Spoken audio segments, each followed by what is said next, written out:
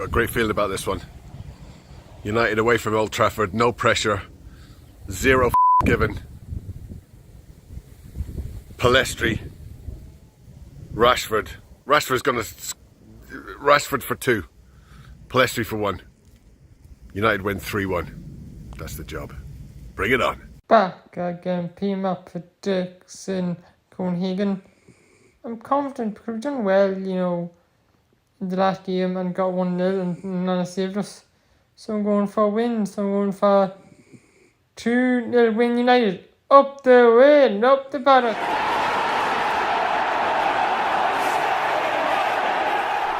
Hello and welcome to Stretford Paddock. This is the watch-along for Manchester United versus Copenhagen, or should I say Copenhagen versus Manchester United. I'm joined by Jay Motti. They're all must win, but this one, because of the nature of United's following 2 games in the Champions League, Galatasaray away, Bayern Munich at home, this one is probably a must win, isn't it? Because we ain't beating both of them 2 afterwards. It's a must-win until you don't win it. Yeah, and then we'll find a way that the next one's a must-win, actually. Then it'll be like, well, actually, mathematically, we can still qualify. No, you feel, in all honesty, that if we don't win this, it's going to be very, very difficult to progress. Obviously, the loss at home to Galatasaray put a proper spanner in the works. And what worries me about this is the home game against Copenhagen. They played very well. That first half, they were much the better team. They passed it around nicely. They created a lot of chances. Yeah. And let's be honest, they were a bit unlucky. Well, depends how you want to look at it, because I thought it was a bit harsh, the penalty. But they could have got a point at the death if it wasn't for Andre Onana. Yeah. So, yeah, I'm a little bit worried. But we've done it before where you think, oh, this is a must-win, the pressure's on and all the rest of it, and we've managed to get a result. So hopefully we can do that tonight. Let me take us through the team then. And it is largely unchanged except for one switch. You've got Onana in goal, Wan-Bissaka, Evans, Maguire and Dalot. I want to get to that in a minute because it's becoming increasingly apparent that Varane is not being picked for tactical reasons rather than physical reasons. The midfield 3, once again, like I said, McTominay, Eriksen and Fernandes. Garnacho on the left, Højlund down the middle, and the only change, Anthony out, drop down to the bench for Marcus Rashford being brought in. We've got that as Rashford on the right-hand side, Garnacho on the left. I think typically I've never really seen him move Garnacho off the left. No. And you kind of play others around him. What do you make of that team? Are you surprised at anything? And are you happy to see Rashford back? The one thing I've been crying out for over like the last few weeks, and I was chatting to someone at the game about this, funny enough, I think it was the Copenhagen game. Yeah. Why we don't play wingers on their natural side for the foot they use. So why don't we try playing Anthony on the left and try playing Marcus on the right and get them crossing in on their like natural foot, because it'd be easier. Yeah. If Marcus on the right, it's easy. We saw him do it against Galatasaray in that first half where he whipped in a ball for Højlund's first goal. Like, he can get past his man, Marcus Rashford. And if he's on his right foot and he's on the right side, he can whip that. And if we want to start feeding Højlund, who's been feeding off scraps, then why not play a winger who can use that foot to cross it in? Because you play Marcus on the left, and he's either going to try and cross it with his left, which is weaker foot, so you're not going to get as good a ball, or his most obvious instinct is to cut inside on his right and try and get his shot off. Yeah. Now, Garnacho is right-footed, so he's probably going to do a little bit of that. But I like Marcus on the right, because I think if you're saying to him, look, get down that wing and let's try and get some balls into Højlund, then I'm all for that. So, yeah, I think that's actually a good look, if that is indeed what the plan is, because, listen, Marcus has played on the right before and he's not always been crossing him in, but I'm hoping that Erik ten Hag is saying to his wingers, let's try and give Rasmus Højlund a little bit more sort of the ball, some more chances. Let's stop him having to chase the ball from deep. Let's stop him having to sort of move out of position. I want him in that box. I want him in that area, like we saw against Galatasaray, where he was in and around the box, especially for that first goal, and then, well, even in the second half as well. So yeah, it makes sense to me, that one. It does, and I think Marcus should be starting. I know he's had his critics, but if Marcus Rashford's fit, you play him, and especially in a must-win game. Yeah, I think it'd be crackers not to. You mentioned it there. Obviously, the main and obvious sort of loss that you have when you play wingers on their sort of their favoured foot touching the touchline side is that cut inside ability. Rashford scored 30 goals last season. Not all of them were cutting it in and far corner, but you do kind of. I think one of the big reasons that we've seen since the 90s and before, up until kind of post 2010, where you really started to see the inverted winger. one of the reasons the likes of Ryan Giggs, David Beckham, I mean, go back some of the greats of all time, Nedved and whoever, you want to, like 90s, 2000s wingers scored 10 goals a season, and now they score 20 plus goals a season. And I think part of that is you cut in on your strong foot, the sort of Robin style, obviously Salah's the master of it, Rashford is a master of it, Mbappe as well. You lose the ability to score loads of goals, but the assists used to be higher. So do you think now we've got a Højlund in there, someone who is a bit, would fancy a sort of a cross on his head occasionally? Do you think it's worth that loss, that drop off, or do you just think, probably overall Rashford's going to play on the left, but for now, let's try something different? Do you think this could work long term? I think it could work long term. I think for now it's got to be tried though. Yeah. Because Marcus isn't scoring goals. He's got 1 goal in 12 games, whatever it is, this season. I get what you said about last season, where his goal scoring record was phenomenal.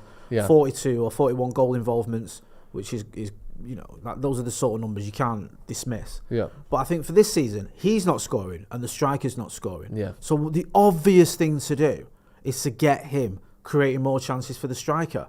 Because if he's not scoring on the left anyway, why not move him over to the right? He's played on the left nearly every game this season he's played. I know he has been down the middle occasionally, but he's more or less been down on the left every game, and he's got 1 goal to show for it. Play him on the right. Let him have he's got more assists this season anyway than he's got goals. So try and get him feeding Højlund, like we saw against Galatasaray. When I saw that against Galatasaray in that first half, I got so excited. I thought it was a great cross, great header, more of that, and we haven't seen it since, really. No. I know against Bayern Munich he set him up, and he was a bit unlucky against Brighton. He did it from the left on those occasions. But I think on the right it will be a lot easier, because the one thing Marcus can always do, he can get past his man. Yeah. He can. He's so quick and skillful. And the only the biggest question mark around Marcus a lot of the time is either decision making or his final pass or his final shot. It's not always where it should be. But in terms of skill and getting down that line, he can do it. Now, whether at long term you stick with it, I don't know. But certainly for now, especially when you've got a player in Rasmus Højlund who is feeding off scraps. I know I said that earlier, but he really is. I feel sorry for the kid in the Premier League, because he's got no goals in the Premier League, and it's easy to look at him and go, what a waste of money, or all the rest of it. But any United fan I've spoken to, and I rarely say this about anything, they all appreciate what he's trying to do. Even non-United fans. Yeah, none of them say he's rubbish. I've not, you see the occasional, he's not scored in the league stuff, but I've very, very rarely seen anyone who's actually watched United fan or not, say, I don't see anything there. Why did we get him? No, what's the point in this signing? Yeah, he's even just his physical attributes are terrifying. How quick he is. He's got strength. He's willing to run, and that kind of mentality as well, where he will press and he will push all the time. And just like he likes getting stuck in, and I think that's a good start. And also we've seen when he gets in positions to finish, he's a good finisher. He just, what was it? I saw the stat the other day that he hasn't had basically a chance in the last 2.5 games or something. It's got to be horrible for a young striker coming into a United team that's struggling. The pressure you've got with £70 million move, it's obviously big money. He's not been around that long. I think he's only had a few seasons of football. You come to United, there's a massive expectation, and you're having to just make do with half a chance here, half a chance there. Yeah. The confidence is low amongst the team. The confidence is low amongst your fellow attackers. Last season, Wout Weghorst scored no Premier League goals and only 2 goals while he was here. Yet, for a big chunk of that season, people forget this, it didn't matter. No. United kept winning with him in the team. And he was helping United win. No, he was. He was. Because Marcus was scoring, Casemiro was scoring, Yeah. Anthony or Jadon Sancho would weigh in with the odd goal, Bruno would weigh in with some goals. It wasn't a massive issue until we got towards the tail end of the season, when people were going, hang on a minute, you've got to do a bit more than this, especially when you look at like the FA Cup final. And he missed a few big chances he did, as well, and then he sort of unravelled towards right at the end. And I think there's a sort of recency bias with Weghorst, where everyone looks at his time at United as a disaster. And it wasn't. For a good sort of 2/3 of his time at the club, he served the purpose. He just didn't score any goals. So you can have a striker who's not scoring and you can still win football matches. The issue we've had with Højlund is he's not been scoring. Marcus hasn't been scoring either. Anthony has not even been doing anything of note, even being brutally honest. Jadon Sancho isn't even in the squad. I mean, you're looking around, you're going, McTominay and Casemiro are your top scorers, and I think Bruno as well. So all your goals are coming in fits and starts from midfielders. Yeah. You can't rely on that. So we need players to step up, and hopefully tonight will be the night that a few of them do. Because if Højlund doesn't score, I'm hoping Marcus can get amongst the goals. Or Alejandro Garnacho, I'm a big fan of his as well. Yeah, me too. Get in the comments. We've got loads of comments. I'm going to go through some. Hit the like on the video as well. Let's get to 1,000 likes on the video. So if you're watching and you're enjoying it, please do hit like. It helps us out. Full-Time Productions says, Joe, your hair is the smoothest hair that has ever had. Anyway, sorry, Jay. I wasn't laughing at you. I was laughing. I was laughing with you. Laugh at the baldy. Well, on that, Paras, who's been a member for 34 months, thank you, says, Jay, if you had to take the hairstyle of any player from the starting 11, who would it be? Thanks to the whole Stretford Paddock team for their hard work. Thank you for watching. Who would it be?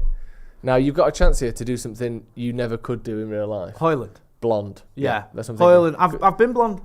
Have you? I went Turkey when I blonde. I dyed my hair out my head when I went Creamfield. What was your hair like? If you could describe it texturally. It was like Kieran Richardson's type. Okay. Curly haired. Curly. Not immensely tight. Not tight, but curly. Yeah. Went up rather than down. Yeah, so it grew out. Yeah. Do you know what I mean?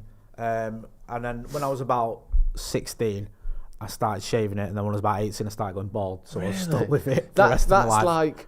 That is the sort of basically the earliest you can go bald, isn't it? You were ultimate bald. You do you know like when you have to reboot your computer and you have to press like F9 as it's loading? Yeah. That's what your body was doing with the baldness button in it. It was doing as soon as puberty kicks in. I pressed it. I'm sorry, I pressed it. Honestly, immediately. it was crackers. I've just gone. I remember growing my hair and seeing it in the mirror, seeing my head in the mirror, thinking, right, all this hair is cold. Thought it was ill. It wasn't ill. I was just going bald then. To worry about. What's this? Do you know what I mean? So that's why I drank myself daft for the next 20 years to get over it. Aww. That's lovely. So to answer the question, Højlund, let's have curtains, blonde curtains. Yeah, I could go all Nana, but we've been there. Let's have a bit of blonde curtains.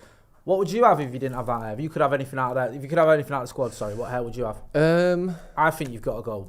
Go on, I'll let you tell us. I mean, what is the social backlash if I say Wan-Bissaka? Nothing. There's no social backlash. But there is, because if I turn up to work with cornrows all of a sudden, appropriation, people are gonna have a word. But then again, if that's my actual hair, then it's fine, isn't it? Do you remember that in like the 90s? It was quite hipster. Yeah. Like people like you. Well, that's worse than just saying a white person. People like you is far worse. Just say a white people. I didn't mean. Yeah, you're right. White people. I don't know why. People I don't know why I thought I couldn't say white people. Yeah, a lot of people would have like cornrows and that. Do you know what I mean? I was a little bit jealous that I couldn't grow them because I was going bald. It's a shame they said starting 11 because obviously we'd both pick Hannibal if it was just a squad. There's a hairdo you can say you watched. You should pick Amrabat just to really throw people off the scent. Exactly the same. Yeah, because I do look just like him, don't I? You think you do, but you don't. I do. I'm the spitting. The amount of people, right, that say to me, "Can I have a picture?" And I think, the Paddock fans, and they say, "Oh, I loved you in the World Cup for Morocco." Yeah. Do they say that full sentence every time? I loved you in the World Cup for Morocco, Mr. Sofian. Do they really make it ever so clear every time, do they? J.E. Frasconi says, guys, when do you think we'll get a real explanation on Ten Hag's Varane benching? Blows my mind that he's sitting. I wanted to talk about that, so this is a perfect segue into that. Varane on the bench again. What is this? The third game in a row now that he started on the bench in favour, or no, not in favour. He's chosen Maguire and Evans in favour of Varane. What's going on there? Why is that happening? And what has changed since last season? Because this wasn't the case before. I was baffled by it ahead of the Fulham game. It was the one decision. You did a very good job of defending the midfield selection, and you were proven right because McTominay was very unlucky. He should have had a goal. I thought he did well. He was actually all right. Yeah, he was. Weirdly. And Bruno obviously Bruno was never an issue anyway. No one was saying he should be dropped. But there was a logic there. You could see with the midfield, okay, I get it, even if I don't agree with it. I didn't get the Varane one. No. I think if Varane's fit, he should start. The only thing I will say now, if I was trying to put myself in Ten Hag's shoes, I understand the idea of keeping the same centre-back pairing. Especially if, I know we had a bit of a stinker against City and Newcastle, but if by and large you feel like it's working, chopping and changing the centre-back pairing doesn't help. So even if it was up to me, I would pick Raphael Varane. I think if he's fit, he should start. I mean, he's Champions League Varane, isn't he? Come on. But I can understand it, if that makes sense. I get it. And I think that, Evans and Maguire, I know I'm probably going to be made to eat my words, but against Copenhagen, you think they can do a job. Yeah. So I understand that. I think if this was the Champions League final and it was against, I don't know, whoever, and you think he's left out Varane for Evans, that would be insane. But I think against Copenhagen, when you've had a centre-back pairing that have been playing together for the last few weeks, have done relatively well, I know it's not all been plain sailing before everyone jumps on me, then I understand it, even if I don't agree with it. I agree. And I think Ten Hag is big on partnerships rather than just personnel. Yeah. Like, I think that we know, obviously, unless Johnny Evans is the piece that's been missing from Ten Hag's 11, which I don't assume it is. Yeah. Based on last season, he prefers Martinez and Varane to any back two with Maguire in it. We know that. Yeah. So I don't think all of a sudden he thinks Maguire's better than Varane, although maybe there's a chance that with his return to form he does, but I doubt it. I think that he said it after the City game, and at the time I thought he was just sort of coming up with an excuse. But he said, when you face City, they will go up to press, and when you play with Rafa and Maguire over the left, that can have problems where you end up only kicking long balls. He is, for me, better on the right at Harry, so maybe we could switch that around, especially against teams pressing high. And second is you have to step over in that side, and that was our tactic. So talking about Amrabat, and that obviously he's not playing today. But he was to get, because of their high press and the build-up. So I think he thinks Maguire, I think he's probably not as good as Varane, but Maguire on the left is worse than Evans is on the left. Yeah. And Maguire on the right is worth having that. Do you know what I mean? I don't, for whatever reason, he doesn't seem to fancy Evans on the left and Varane, because I think Maguire's better than Evans. I don't know. It's a bit odd, but I think if he's got a tactical reason, what he's trying to explain. I think if you might not agree Martinez with was it, fit, you can understand it. Yeah. And like, it's easy to just think, right, well, play the better player in that position. But if you've got your reasons behind it, and this player works better with that player, and for this system, it works better when we've got this player in front of that one or whatever. Yeah. I understand it. Like I was saying to you, and I've not lost faith in Ten Hag. So I'm not in the stage where I was with like Louis van Gaal at one point, where what he was doing just looked insane. And it's like, why am I watching Angel Di Maria up front and Wayne Rooney in midfield and things like that? When I see these things I don't quite agree with, I still have faith in the manager that he's not gone off the deep end. I think, all right, he's got a reason for doing it. And listen, I don't want to be disrespectful of Johnny Evans as well. I think we've all been surprised when he's come back in. Yeah. When we signed him, I thought, for those two friendlies, I thought, yeah, that's lovely. Nice little story. We met him in San Diego, top bloke. We've always had, like Johnny Evans. But then you thought that'll be the end of that. When we give him a 1 year deal, I thought, I don't get it, especially after his performance against Wrexham reserves, Wrexham wasn't the reserves, but he was with the reserves against Wrexham. He looked all over the gaff, but he's done all right this season, so it's not like the end of the world if Johnny Evans starts for me. I think if you look at his performances, he silenced a lot of critics for that game against Burnley, didn't he? Yeah. Because before the Burnley game, when the teams were announced, we were having a meltdown, and I was part of that in the group chat. Everyone was going, what is going on with his club? But he played very well, and fair play to him. I think when you look at, there he is with his stats. I've got some stats. I mean, I'm trying to look at what Varane is better at than Maguire. I was thinking maybe passes and it's something to do with how they pass. I think maybe the number of long I don't even know. I'm trying to find something where you would say Maguire. Okay, so here you go. Well, then what? Varane is better? Where Maguire's better. Oh, right. I thought you said Varane is better. But so long passes, maybe that's what it is. So if you're looking at building out from the back, Martinez is exceptional at passing, short and long, isn't it? We all know that. You look at Varane's passing, he's in the bottom 25% for long passes attempted. Bottom 15%. Who is Varane? Varane is in the bottom 15% for long passes attempted. Yeah. Harry Maguire is in the top 10% for long passes attempted. Who was it last season? So he's better than 90% of centre-backs. Kept putting pressure on Varane. Sorry, not putting pressure on. Kept leaving at Old Trafford. There was a game at Old Trafford where he was our outlet for the defence. Yeah. It's like they targeted Was it Martinez. Brighton? It might have been. They targeted Martinez. They always had someone on him. Yeah. And it was like, let's let Varane off the ball. Yeah. Because he's not as comfortable coming out with it. Which I thought was a bit weird, because I thought Varane's all right coming out of the defence with the ball. But I wonder if it's a long passing thing. I wonder if... So, sort of thinking 2 or 3 steps ahead, which I'm probably just wrong. Yeah. But the long passing is the area where Maguire stands head and shoulders above Varane. He did well against Fulham, to be fair. His passing is just good. Yeah, so maybe he thinks, with our lacking in midfield, without Casemiro in there with McTominay's inability to play the ball. Yeah. Short passing isn't really going to help us at the minute. Maybe this is what he's thinking. Yeah. We're not going to get it to McTominay because he doesn't show for the ball very well. So we need our best long passer, which is Maguire. Yeah. So maybe he doesn't fancy an Evans and Varane partnership. He said he don't like playing Maguire on the left. So to not play Maguire, you have to play Evans and Varane. Maybe he prefers Maguire and Evans to Evans and Varane. I don't know. Long passing is the only thing I can see where Varane is far behind Maguire. There's been a few things tonight though where people have gone, really, and it's worse. Like people questioned Luke Shaw over Maguire at one point inside at centre back. I remember people going, Luke Shaw at centre back, really, and he had a worldie, didn't he, against City?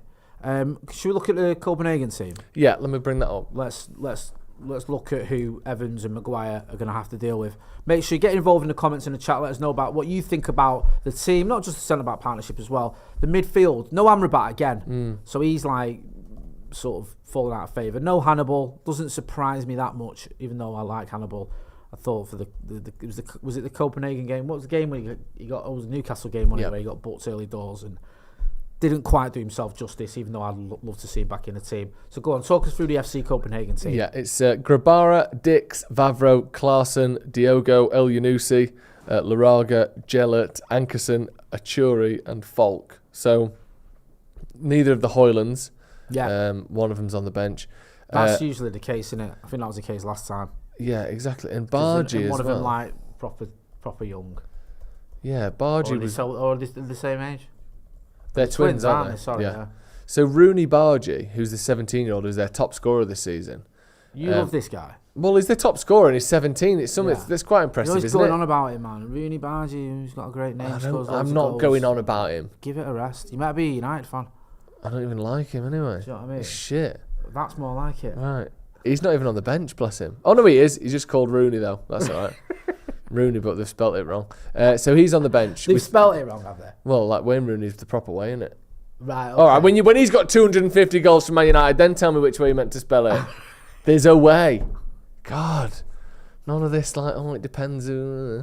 It's not right. Right. So you've got your mate on the bench. Yeah. So he's the thing is with Copenhagen, like they've played very well at Old Trafford. It don't matter. Yeah. It don't matter if you don't know the players. And you made the point, like if you're playing week in week out and you're winning games and you're playing sort of a certain type of football and it's working for you, you have that confidence, don't you? Yeah. And I think they might have been pleasantly surprised at how poor United were. Yeah. In that sort of first 45 minutes. Because it was dreadful, wasn't it? Yeah. And we all said the same thing and we were all right. If we play like this against City, we'll get battered, and we did. Yeah. I mean, you look at the first sort of 20 minutes, but Copenhagen's, I know again, this is XG, you can look into it as much as you want or as little as you want, but it's somewhat telling. Copenhagen had 16 shots at Old Trafford, more than United. Yeah. We only had 15.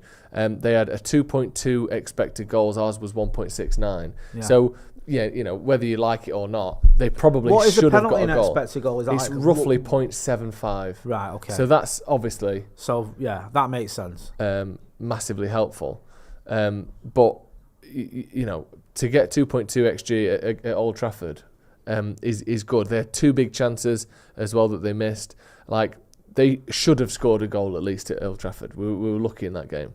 I was thinking this before on the way in, and just sort of thinking through United's results in my head. Every time you've had to say, we have to put a good shift in to win this, we need to play well tonight to win this, we've lost. All year. Have we beat a team where, on paper at least, it's even remotely difficult? No. Every time it's been a remotely testing team, we've lost. That is bad, isn't it? It is bad. That is pretty bad. It's not. It's a worrying trait and something that we need to fix. The thing is, right, I do feel as though, and maybe it's me kidding myself and just being sort of having that being overconfident in tonight. I do feel like if we stick with this manager, and we don't, panic or whatever, he will get it right. And I feel like this team has a lot more to offer than what it's offering right now. I've not given up on Marcus Rashford. I think he'll get back amongst the goals. I think Rasmus Højlund's going to start scoring goals for us. I think Garnacho is going to be a phenomenal player for us. I think we've got him on the right now, Garnacho. So what I was saying about Marcus before, but you can say the same with Garnacho. Yeah. One of them is right. Both of them are right-footed, sorry. So whoever's on the right, their sort of goal should be to whip that ball in with the right foot. I know obviously one of them is going to be on their unnatural position. And it makes more sense for me to start Marcus and Garnacho over Anthony. Because you could have played Anthony on the left and told him to cross it. But I think he's fallen off a cliff. And he didn't have much of a cliff to fall off, if we're being brutally honest. He's been woeful this season. So, yeah, I feel like it is going to work out eventually under Ten Hag. I do believe that. And I think this team can get it right. I just hope it's sooner rather than later. Yeah. Because we heard from the manager yesterday. He says Casemiro's out till, is it January? Yeah. Or till Christmas. What's that about?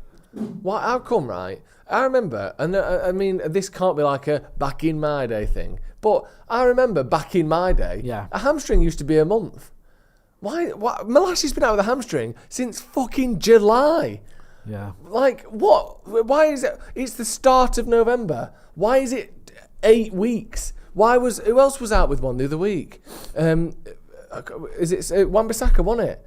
It's like every muscle tear is 2 months now. Didn't you used to be able to, it's a bit of a tight one. He's just going to see how it is and he'll be back in 2 weeks. Every time we get an injury, it's the extended version, the director's cut of the hamstring injury, 3.5 hours long. Like, I can't believe it. No, I did my hamstring doing a dad's race at Sports Day. Right. Finished the race. See? That's what I'm on about.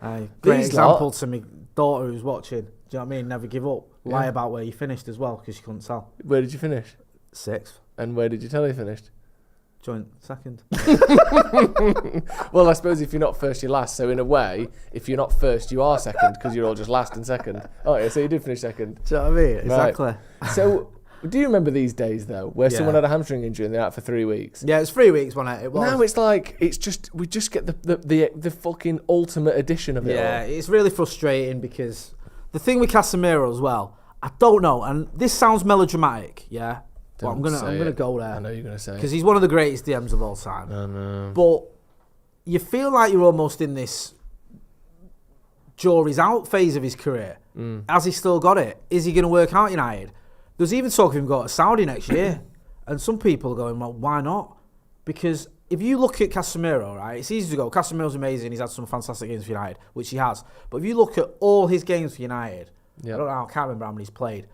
He's had as many bad games as good, almost. I think he has. He hasn't been consistent at all. And now to get this injury, which is going to keep him out for a few months, at a time when people are questioning him because that performance against Brentford was the worst I've ever seen him. Not just in a United shirt. I didn't watch him every week for Madrid, but it's the worst I've ever seen him play. Yeah. To see him put in that kind of performance, you think, what's going on with him? Now, it might just be a bit of form. It might just be he's a bit rusty or whatever. But I do feel like he's in this sort of phase where even him himself, he's not going to be like getting subbed at half time against Brentford. No. So even he might be thinking, look, if I get a mega bucks offer to go to Saudi, maybe I'll take it. Maybe the club will go, do you know what, if we can get some money back for him, it might not be the worst thing in the world. And I never thought I'd say that after the Carabao Cup final, but I just feel that's where we're at with Casemiro. It's a weird one. I don't want to say he's done because I don't think we can risk it. If he rekindles what he's capable of, then he's amazing. But it's ropey, innit? You just don't know. No. Do you know what I mean? It's like there's been quite a few poor performances this season, hasn't there? And it's not nice to see. You know, you see a great player. Yeah. Who's just not got it anymore. No, he might. I keep saying this. Annoyingly though, I thought that 45 minutes against Fulham was actually probably his best this season. But then I remember when you said it, and you said it with so many. Like you. I'm paraphrasing you, but you basically said he did okay. Yeah. And that was his best performance. Yeah. Which, other than that, it's been awful. Which like okay from a player that caliber. It's not what he was brought in to do, was it? I mean, I'm not knocking him because you know was it Newcastle? Was it Newcastle? Wasn't it? Was it? Yeah. But I just don't know. He is a worry. And I don't know. You and Steve did a video a few months ago when you were questioning him, and you're looking at him and like, what's going on? He doesn't look right. He's not been performing the way he used to, and is there something going down? And even physically, he's a bit of a big lad, Casemiro, isn't he? Yeah. Like he's not a skinny guy. I don't mean that means I'm not saying he's overweight or whatever, but he carries a bit of weight, and sometimes that can have an effect when you get into your sort of mid-30s or he's 31. Like that's not always the best physique for longevity, if that makes sense. Yeah, weight isn't usually good. Yeah, so long term. No, it's not. So I don't know if is hindering him a little bit because he's not quite as athletic. I don't know. It'll be interesting to see what happens after that injury, because if he comes back into a team that are flying, he might not even get back in the team. And if he comes back into a team that's struggling and he comes in and he doesn't do the business, then he could end up going in the summer. I don't know, he might not even fancy Saudi Arabia. He might be like not interested at all, but there's a little bit of rumour there. And there's rumours about Varane as well, funnily enough, going to Saudi, because he got Do you think that's just summer. a bit like, well, you know, he's not starting every week and there's an offer, so that works? Or do you think there's anything in that? A bit of both. I mean, he did get an offer, didn't he? He turned it down. But are you going to play for a manager who fancies a 35-year-old over you? Like, if you've got an offer of going to get paid lots and lots of money over getting paid just to sit on the bench at United, you might take it. The thing with Saudi is, I think you've got to be at a stage of your career where you're kind of done. Like, I know there's still players that have gone there who are 30 or whatever, but you're playing in front of, you get bigger crowds at Rochdale, literally, you do. Like, was it 600 the other week? For Gerrard's team. Like, come on, man. That is mad. He'd get more people than that watching if he managed a Sunday League team in England. He would. If he managed Trafford, would. Yeah. Like, more people would turn up to watch him, genuinely. Yeah. Because it's Steven Gerrard managing. I don't think they'll be supporting him by any stretch of the imagination. But they'd go and watch it. Yeah. Do you know what I mean? If he did it like Earlham FC, he'd get more than 600. So, yeah, it's got to be a bit deflating. But listen, if you're getting paid, I don't know, £1 million a week or whatever, you're probably not that bothered, are you, if you're playing in front of one man and his dog? Just a quick little quiz question for you. What is Casemiro's real/full name? Do you know his first name? No, because I'm not going to attempt to guess. I've just found out now. That would be insane for me to try and guess it. Do any of you lot know? No? I bet our visitor might not. No, don't. no, if he don't know, I've got no. Well, I'm going to admit, what? Sylvester is a guess? No. Sylvester? Yeah, like the cat off of Looney Tunes and that. What is his first name? Right. Hang on a minute. I'll have a guess. Can I give you one bit of information first? Yeah. Casemiro is his surname. Right. It's not like a sort of Ronaldinho situation where it's kind of invented from the start. I'll go with something like Louis Oliveira Da Cunha Casemiro. Fucking hell. Just chucking everything you've ever heard into that one. That was a proper, like, what shall I have for dinner name, wasn't it? Just whatever's in the fridge. Eggs, beans, some of those, like, strawberry flavoured, like, dried out things. Sorry, it's from the Kellogg Special K. His name is Carlos Casemiro. Really? Yeah, good name, that, isn't it? That's all right, yeah. Carlos Henrique Casemiro, but, yeah, Carlos Casemiro. No one calls him that, do they? Literally never heard that. No, I just... To say it is his surname and his first name... So that's mad, that, isn't it? How does that happen then, that you just get to use what the one name? Is that just you have to be Brazilian? Resilient? Brazilian. Well, or Brazilian Prince. Brazilian. What? Prince. He's not Brazilian. The artist formerly known as Prince. Well, then he was Prince again, wasn't it? Yeah. Yeah, it's weird though, isn't it? Because I don't know if they don't do that in loads of countries, do, but certain No, ones it tends to be a Brazilian thing, doesn't it? I wonder why that is. Shall we find out? But like Nani was another one, wasn't he? I know he wasn't Brazilian. It was Portuguese, then. Yeah, Portuguese like he had a massive name, and yeah, he just Nani, and that was it. Everyone called him Nani. Why do so many Brazilians have one name? This is according to goal.com. All right, okay. Unlike most Western nations where players are known by their first and surname with their surname printed at the back of the shirt, we're going to actually go into the details of what the actual point is here. So why do so many Brazilians decide to forego traditional nomenclature? There you go, there's a sentence. There's a word we don't nomenclature use is one of my favourite words, actually. Brazilian football, okay, they're just repeating the same thing again. There are countless examples, right? In short, there's no specific reason. Right, great article, thank you. It took 4 paragraphs of explaining that people just go by one name and then listing them to then say, we don't know. Okay, cool, right. So we don't know why Brazilians do that, but it's exciting, isn't it? Let me get into some of the comments. This is in all caps, so excuse me for what I'm about to do. Varane's not fit! It's not worth risking injury! That's according to Biffs. Maybe that's And he'd fine. been on the bench for like 3 weeks or something. Do you want me to shout again? Or do you No, just wanna listen, I'm not arguing. Get with it through Biffs. your skull, he's not fit. He's not fit, fair enough. Right. Glenn F17 says, so you think, so you're telling me that Ten Hag is going 4-2-1-3 and not a 4-4-2 with Marcus alongside Rasmus. I can't see this setup working still. Up the Reds, up the Paddock, 1-2 win, whatever. So they're saying, that lad's saying... Who's playing on the right, though, if we're doing Bruno. He's saying, Garnacho on the left wing, Bruno on the right wing, and we're going 4-4-2. I don't see it. I don't imagine it. I've seen a little bit of a groundswell, if you will, Jay. Yeah. I like the word groundswell, do you? What is that? Where's that from? The idea of the ground swelling up. Let's find that out. I don't know. I think it's from the pre-colonial times. Groundswell etymology. Yep. It's from 1783. A figurative sense, talking about the sea. There you go. I told you it's pre-colonial. Is that even pre-colonial? 1817. I couldn't be sure either 17, way, really. 70s or something. I think Right. it's pre. I don't know. Anyway, so there's been a groundswell for the old 3-5-2 formation recently. There was one sort of relatively well-liked Twitter post about this. Yeah. And it was how, it means that you get more attackers and more defenders and everything's better all at once. Am I the only one that thinks that that's just a shit idea? Someone in the comments was saying it before. You just think the last thing this squad needs, first of all, is to have to play 3 centre-backs per game. Yeah. When we've got, I guess they're starting to come back now, but when we've had injuries at centre-back. The other thing we don't need is to try and learn an entirely new system that they've never played before in the middle of 2 games a week when we're terrible.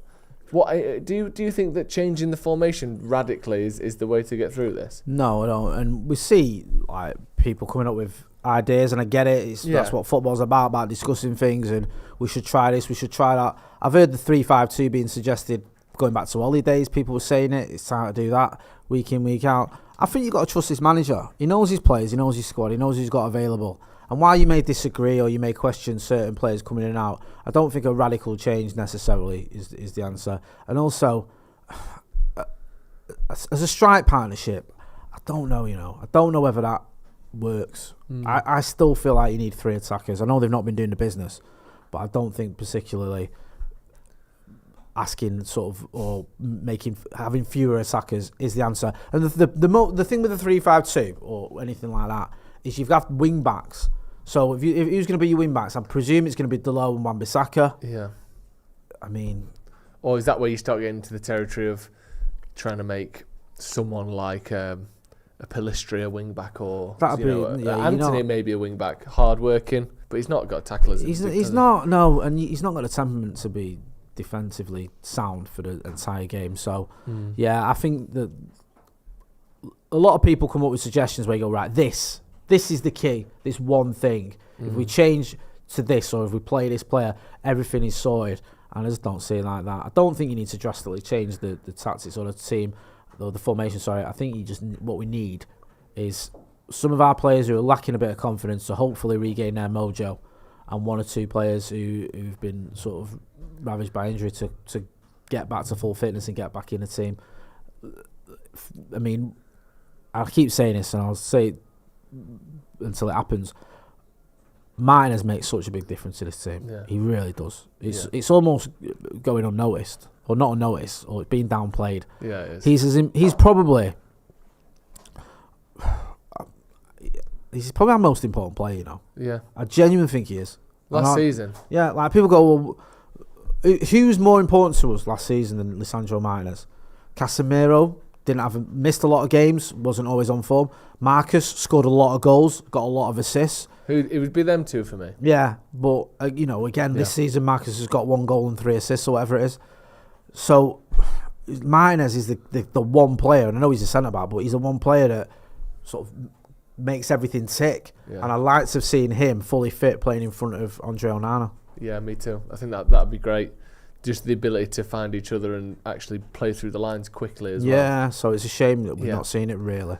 Yeah, people talk about 3-5-2, and I get it. I know City have been playing it, but they've been playing it for 6 months, and for the 5 years before that they weren't playing it. And also, Pep is a different manager doing different things to most other people. Also, you've got a team, right, just full of players who are at the top of their game, who are absolutely stacked with confidence, even to the point where you go and buy in a player or bring in a player like Doku, and he gets 4 assists in a game. Like, they're flying in a way. You could play 1-9-0 in that team and it'd work somehow.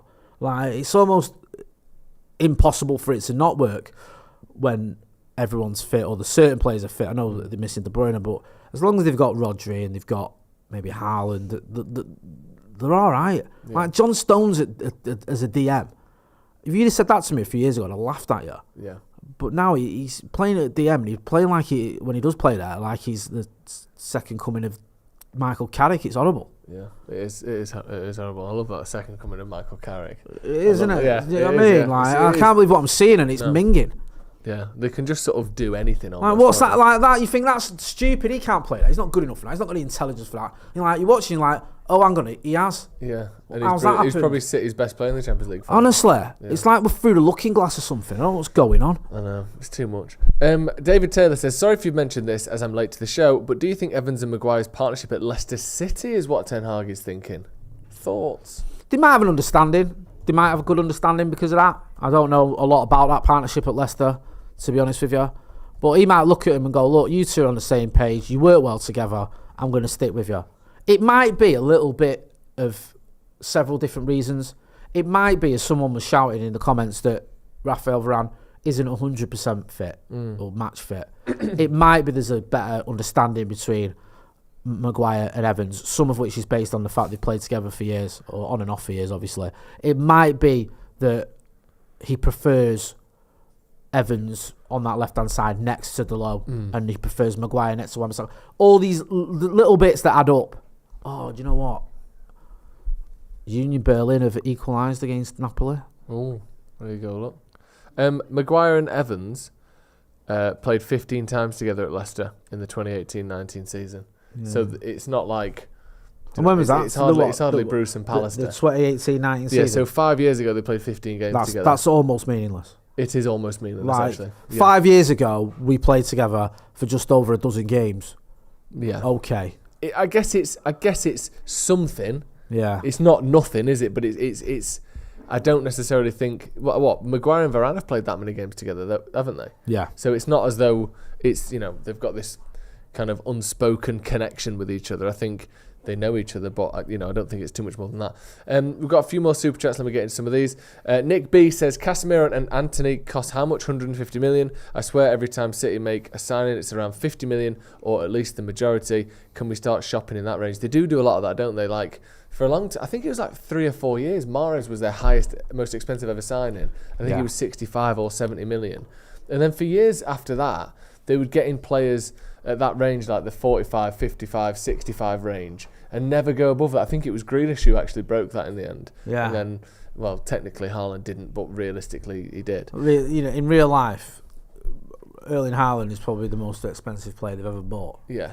But I think his transfer fee on paper was like 50 odd million. Yeah. But then with the signing on fee and the bonuses and all the rest of it and everything else, you're probably getting well over the £100 million mark, which is fair enough because he's worth it.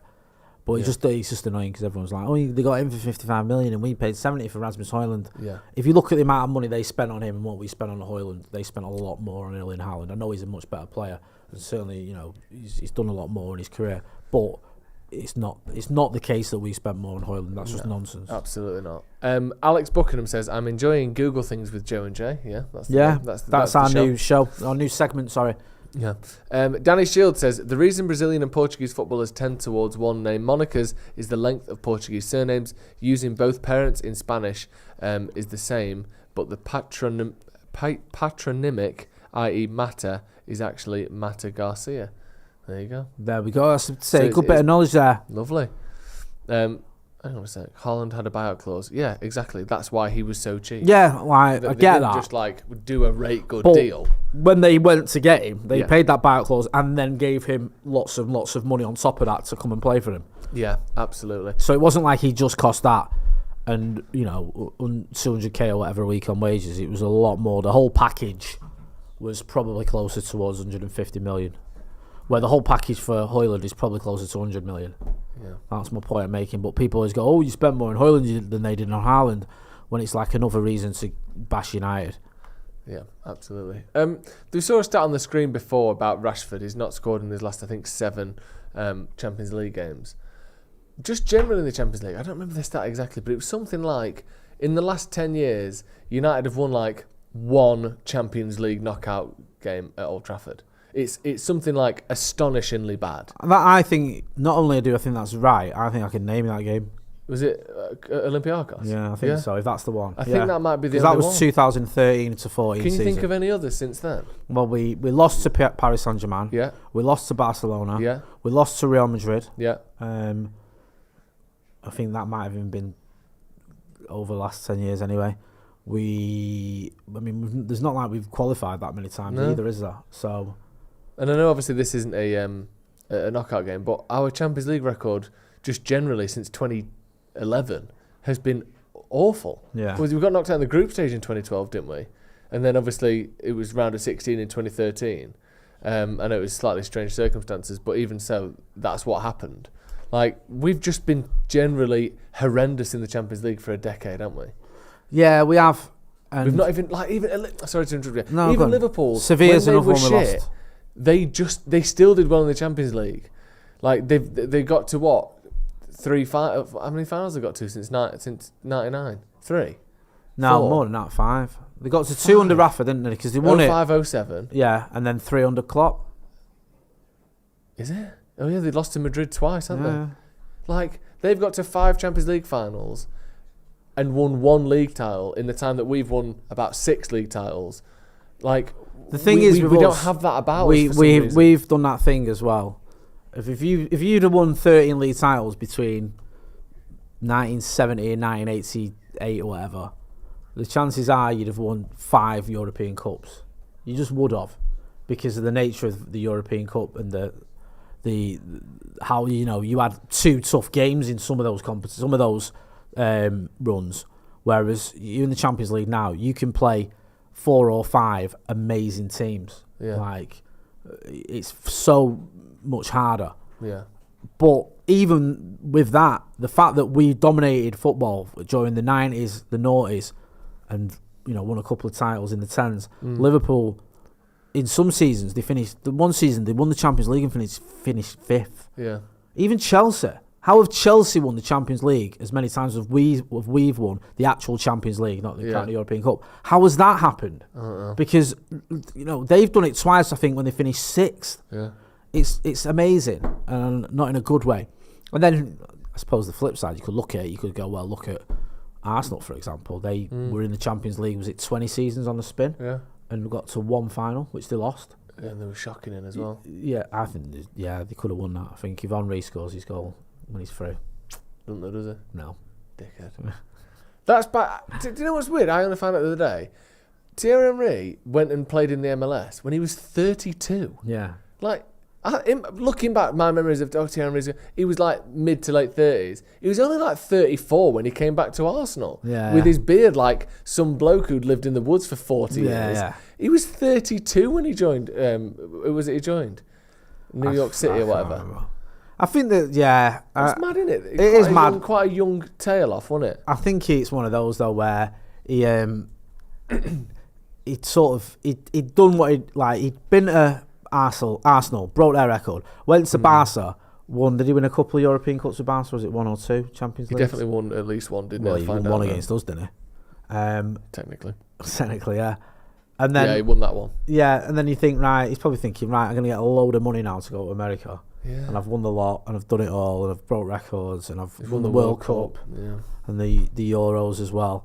So he probably would, 32 as well for a striker, especially one who's relatively reliant on his pace. It's probably not that bad a deal, is it? I think, now's the time. It's like Rooney was similar, wasn't he? I know he's a different builder player. But how old was he when he went to the US? Probably about 31. No, he was at United when he was 32, wasn't he? Was he? I Have a look. don't think he was. Yeah. Go on then. So Wayne Rooney joined DC United in 2018. He's currently 38, so take off 5, 33. All right, 33 then, sorry. I want You weren't far off and I wasn't far off, but luckily I was just about right. But yeah, he left United when he was either 31 or 32. I thought he was younger than that. I thought he left when he was 30, fair enough. Excuse me. We've got some more super chats. Josh W says, tell you what blew my mind. Just looked over the starting 11 and didn't bat an eyelid at Evans and Maguire. What has 2023 turned into? If players are doing okay, they're doing okay. I said this about Maguire the other day, right? I said, thing with Maguire, against Fulham, he did well. I thought he was unlucky not to get a man of the match. Another game to Bruno. I thought, for me, he probably deserved it. I agree. We saw against Brentford where he got that assist and did well. I'm forgetting another game. I think there was. If you want to go back, what's the other He game? was okay against City. Against City. It wasn't good. Copenhagen. Copenhagen. That's when we got the disgrace. goal. Got the goal against Copenhagen. Yeah. Now, I think Harry Maguire is doing all right. I think he's not been amazing where you go, wow, this guy is unreal. But I don't think he's been bad. And I think he deserves a bit of credit because for me, the way he's persevered, because this is a guy who's getting untold stick from everyone. United fans, non-United fans, England fans, non-England fans, everyone getting booed, getting trolled, all the rest of it. And I've not been his biggest fan. I'm not going to sit here and pretend I have. But I thought some of the treatment he was getting wasn't really fair. And he's got on with it. Yeah. He's made himself available. He's not spat his dummy out and done whatever. He's obviously... Erik ten Hag cares how you perform in training, and he's performed in training to the point where Erik ten Hag trusts him in the first team. He's come into the first team, and he's done quite well. Not in every game, but in a lot of games. So I think he does deserve credit for that. And you have to trust this manager, and he's seeing what he's seeing, and he likes what he's seeing, so he's kept him in the team. Johnny Evans, we know what he brings to the team, we know what he's about. And if that's what the manager thinks is the right combination, then yeah, I can go with it. Listen, it's not that ludicrous. To me, it's not like, what are you doing? Had I not seen what I'd seen already this season, say this was a Champions League opener, I'd be like, and this, beginning of the season, you'd be like, why has he done that? What's on about? I kind of understand it because of what we've seen over the last few weeks. And also, maybe he's looking at it and going, if I pick Varane for this one, can I pick him against Luton? Or is he going to be injured for that one? Yeah. Like, he's in and out all the time. It's not helpful at all, is it? No, do I need to stick with a pair who can play for 3 games on the spin together? Yeah. Because Varane, he's a class player, but he gets injured a lot. He does. And that's the biggest shame for me about Varane, because him and Martinez last season at one point just looked phenomenal. One of the best partnerships in the league last season, I thought. It was, you could argue that, and I did. You know what I mean? It was like, I'll put them up against anyone. Yeah. In the first of all, actually, if you're watching the video, please hit the like button. Let's see if we can get to 1,000 likes. 3,500 watching. Let's get to 1,000 likes before kickoff. Jay's anti-chafing in the comments, saying kickoff in 5 minutes, and I don't know if Jay's going to bring me my tablets. Can't be walking out in the cold at my age, Jay. That's very true. Hey, how is your anti-chafing? She's on tablets. We have got 5 minutes till kickoff. Get your score predictions in the comments. I want your scoreline and your scorers as well. Who's getting the goals? How's it going to end? Kick off in 3 minutes. They've got a little banner over their heads that says this is your theatre of nightmares, which I'll be honest is a bit Route 1 basic chat GPT design me an anti-Man United banner in it.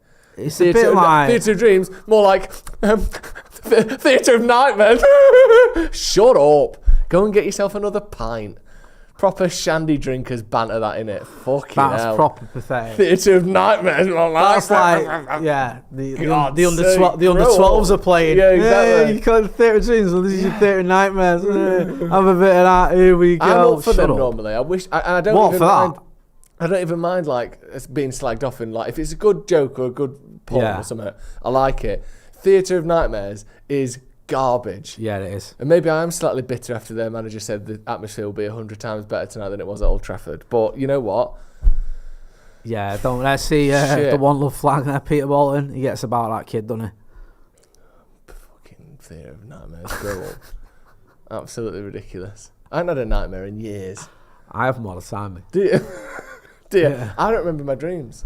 Do you know? What does that mean? It means you're heartless.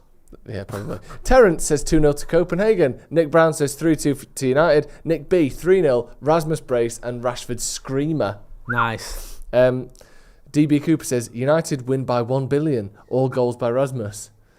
That would be exciting, I like him to get a goal tonight. I know he's done alright in the Champions League. He's got a few, hasn't he? Yeah, 3 goals in the Champions League so far. Emmett Toner says 2-0 up the effing Reds.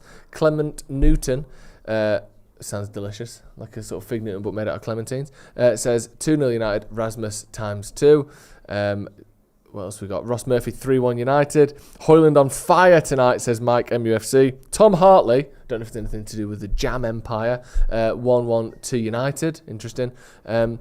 65 or 64-0, Sam Potter can't decide there. Fidelis Godwin says 1-0 score by Rashford. My one prediction from the preview is that we score early, first 25 minutes. Isn't it weird how like the first few players had their hands on the mascot and then none of them did? Is that weird? I don't know. It's just like everyone's What would you do stopped if you're in doing that it. situation? Are you a sort of hands-on mascot kind of guy? You've been to enough courses about that sort of thing, haven't you? I have had disclosure in barring because I used to work in the schools. Don't worry, I'm fully checked out. And I don't know. I think hands on the shoulders is quite. I'm going full Keanu Reeves. I'm hover hand in the shoulders. So my hands are just a sort of an eighth of an inch off the. Can off the I shoulder show at you? all Can you go times. my single? My little lad there met Alejandro Garnacho the other week. That's what he went for. He went for hand on one shoulder. He met Palestri as well. Actually, we can find that one. That's lovely. What did Palestri do? Palestri. Hand on one shoulder. Hand on one shoulder. It's a classic. There. And then Classic. Obviously bracing then the crouch with the other hand on the knee. Yeah. Old lady Perfect. style. You can't go wrong. Old lady picking up her purse. Exactly. Brace. It's a tapping. And clasp. They were both lovely, them lads as well. Were they? Palestri and Garnacho. Yeah, really nice. Good. It's what you'd expect, isn't it? Yeah. Yeah. That's great, that. David Ellensworth says 3-1 Hoyland hat-trick. BMW Racing 1974. There's also a bloke at my gym. Great year that United got relegated. Yeah, great year. The only time we've ever relegated. Great year. There's a bloke at my gym who I think just goes with his wife, and he just sits in like the sort of the spa area, never gets in the water, never goes in the sauna, sits on a recliner and reads a magazine that just says cars on the front. Really? He's like the most Jeremy Clarkson bloke ever. It's like old-fashioned magazines from the 1970s and 80s that he must have got from like a car boot and just reads Cars magazine. I think that might have been him, BMW Racing 1974. Like he's like, I'll go, but I'm not getting in, and I'm taking the magazine with me. Yes, I know I've read it, but the articles get better the more you read them. They're layered, unlike journalism these days. Stuff like that. Someone says Jay's mic's gone. Have you unplugged your fucking mic again?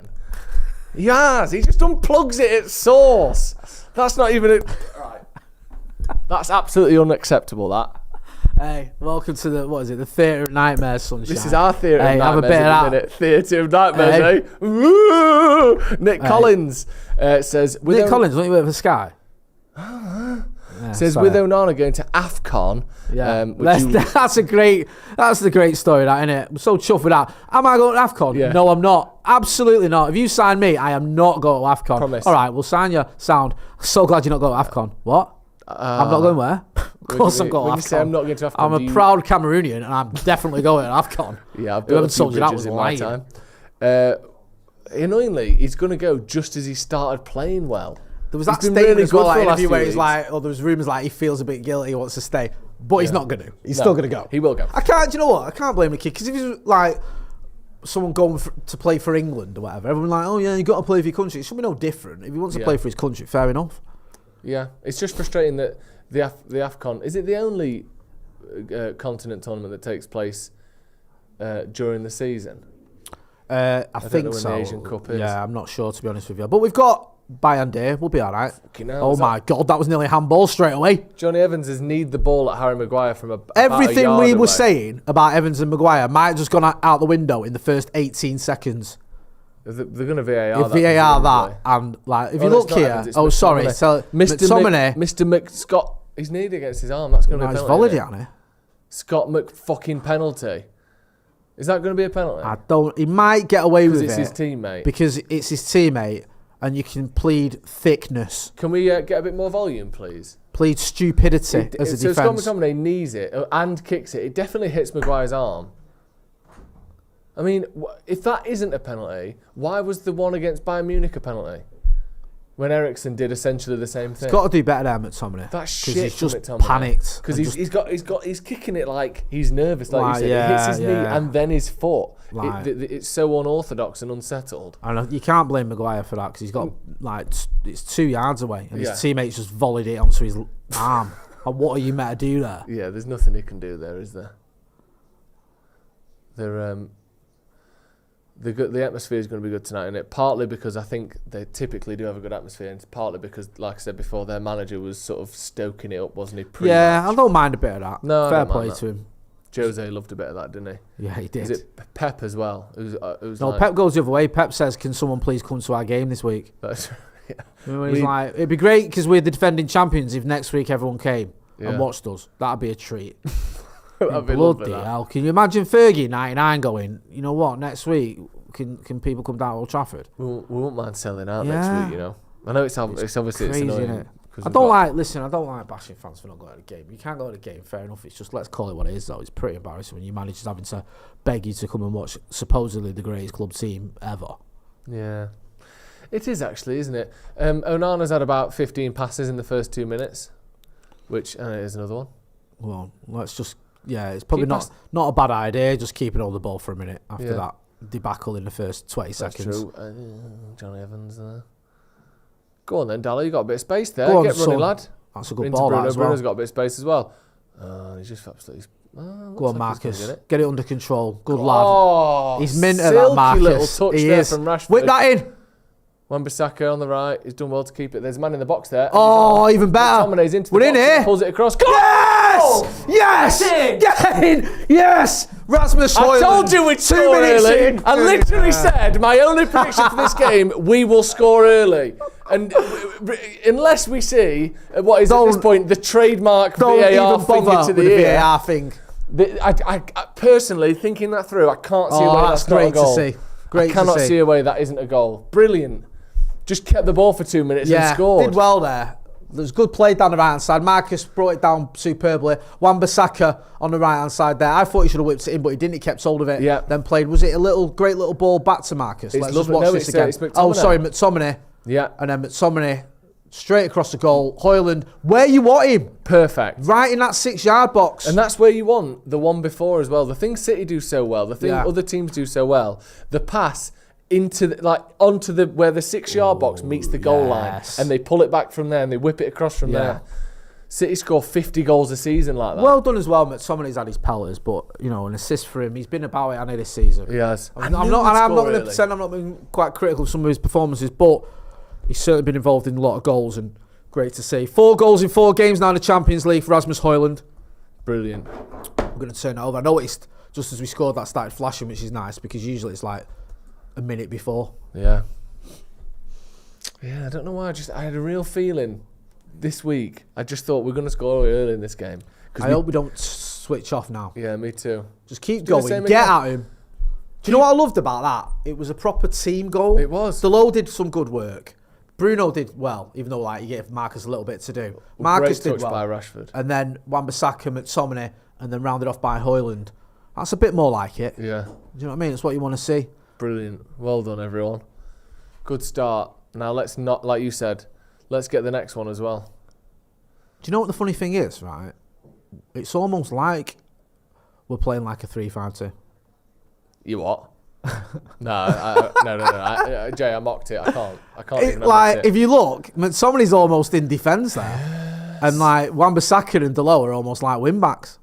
Yeah, It's beginning to look a little bit of a 3-5-2. I don't know if it is or not, if that's just the way it's sort of been at the last few minutes. But look at McTominay when he did that clearance. He was like a centre-back. Yeah. Interesting. Quarterback more like Yeah. with his passing ability. No, he's not. Go on then. There's your ball. Oh, bloody hell. That's There you not. go. That That's more that like was- the Scott yeah. McTominay we know and love. Oh no, that was Højlund, wasn't it? I get them confused so much, when they're playing. Oh yeah, all the same, do they? Yeah, Pathetic. they do actually. What, like 6'3", tall? Like that's Blonde. the same thing. 6'3", blonde, short sleeve. Yeah, they certainly do look a bit. What's the similar. 2 worst players you used to get confused, mixed up? When you say worse, what do you mean? Like, where's the one where you always got them mixed up? You was like, oh no, it's like. I'll tell you what. Go It's on. on FIFA. Which is it? It was Costas Manolas Right. and what's he called? Is an Italian fullback Right. that everyone used to have, and you play Yeah. them next to each other, and you never knew which one was which because they had the exact same haircut as each other. So it's not even a real life one. What's yours? Funnily enough, before we signed David May when he was at Blackburn, I Yeah. used to get him and Colin Hendry mixed up. Interesting. Interesting, isn't it? How these things go. Colin I think that's Hendry why and we bought him, just to get him out of that situation. that. Yeah. We met David May, didn't we, in Vegas? Do you know what? Go He on, was you can absolutely say it. lovely. He was all right, wasn't he? He was proper sound actually. Yeah, he was sound. He was. I Yeah. know he gets a bit of a bad rap at times, Yeah, and doesn't I he? may have contributed Yeah. to that. I'm not going to lie to you. I don't want to Over put the the finger years. too hard, but he was like, he was all right, wasn't he he? was really nice. Yeah. Yeah, Alex he was. Stepney was there as well. Alex Alex Stepney, who is unreal. the greatest man ever. Yeah, he's Seriously. fantastic. And like yeah. a room full of people in this Vegas. When we was there, we had it was me, Joe, Alex Stepney, and David May on the stage. We're doing this like it wasn't a Q&A really. It was just like an interview with me and you interviewing them two. Yeah. And whenever Alex Stepney spoke, everyone was just sort of on pins, just listening to everybody he had to say, because he was telling some great stories about winning the World Cup, the European Cup. Yeah. And my favourite story he told us was there was this player, they were playing this team. I think it might have been when we played Real Madrid. And Real Madrid had a player, and he said he was this player, and we were really worried about him, and he was a fantastic player, and he used to make them tick. And he said in the first half, Nobby Stiles, you know, he just went up to him and he just chinned him, and then that was him out of the game. We didn't have to worry about him, like it was like allowed. Like, he just punched him in the face. Just get in early, and just twat him. Yeah, and then that was it. We didn't have to worry about him again. He had a really quiet game.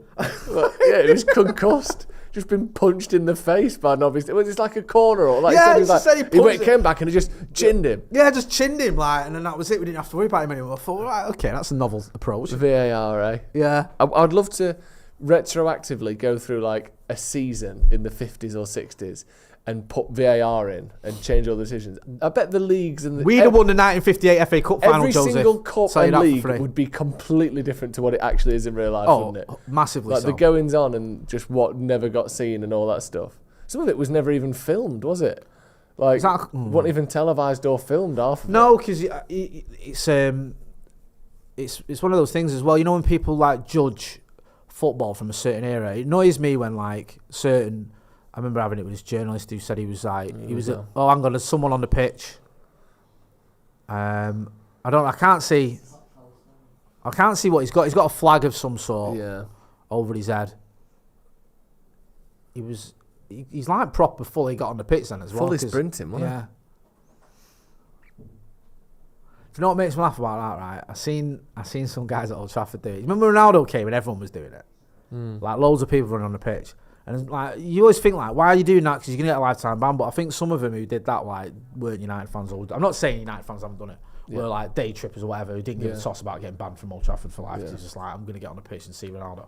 But like I seen one near us, and he went to run on the pitch.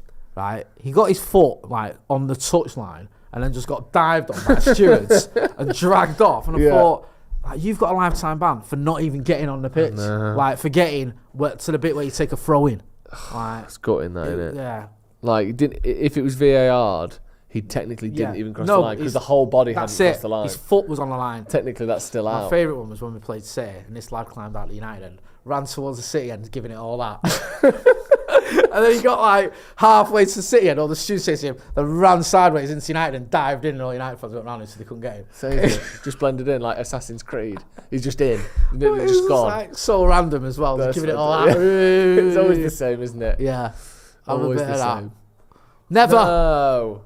Soft. Hoyland's adjudged to have fouled Oiks, is that? Don't insult him just because you don't like him. No, sorry. He's not an oik, is it? He's good, doing well. Oik. That's a real old-fashioned. That reminds. Did you ever watch Green Wing? I saw some of Green Wing. Green Wing for me, my dad and sister used to watch it a lot. The most underrated comedy ever. Yeah, it is really good. I used to think that was hilarious. That reminds me of. It's got what's his Stephen Mangan and a few others in there, isn't it? Wasn't him from Friday Night Dinner in there as well? The guy who knocks on the door, the neighbour. Yeah, Mark. Is it Mark Reap or something? His name, Mark Heap. Sounds about right. Yeah. He's the one that used to use the word oiks. He was really funny in it. Yeah, he's good. But yeah, it was, and Tamsin Gregg was in it. She from Friday Night Dinner as well. Bruno, about 25 yards out, plays it out here. Garnacho. Garnacho pulls it back. Oh, do you know what? Did well there. Garnacho whips it back in. Well, pulled it back. It was just a little bit behind where it needed to be. Now, Copenhagen countering here on this left-hand side. Wan-Bissaka covering. Just slowed him down there. Come on, Marcus, got well, pal. Didn't get the ball, but he tracked his man well. Did well there, Garnacho, didn't he? Yeah, he did. And of all the places, to be honest, 20 yards out, stepping onto the ball, that's one of McTominay's best attributes. This guy's running through the middle, unchallenged. Gets his shot off. Thankfully, it wasn't that great, and it's a comfortable save for Onana. But Falk there, just no one challenging him until he got right on the edge of the box, and then he didn't really get hold of it, to be honest with you. That shot was weak. It's a bit of a pass back. Is that Maguire?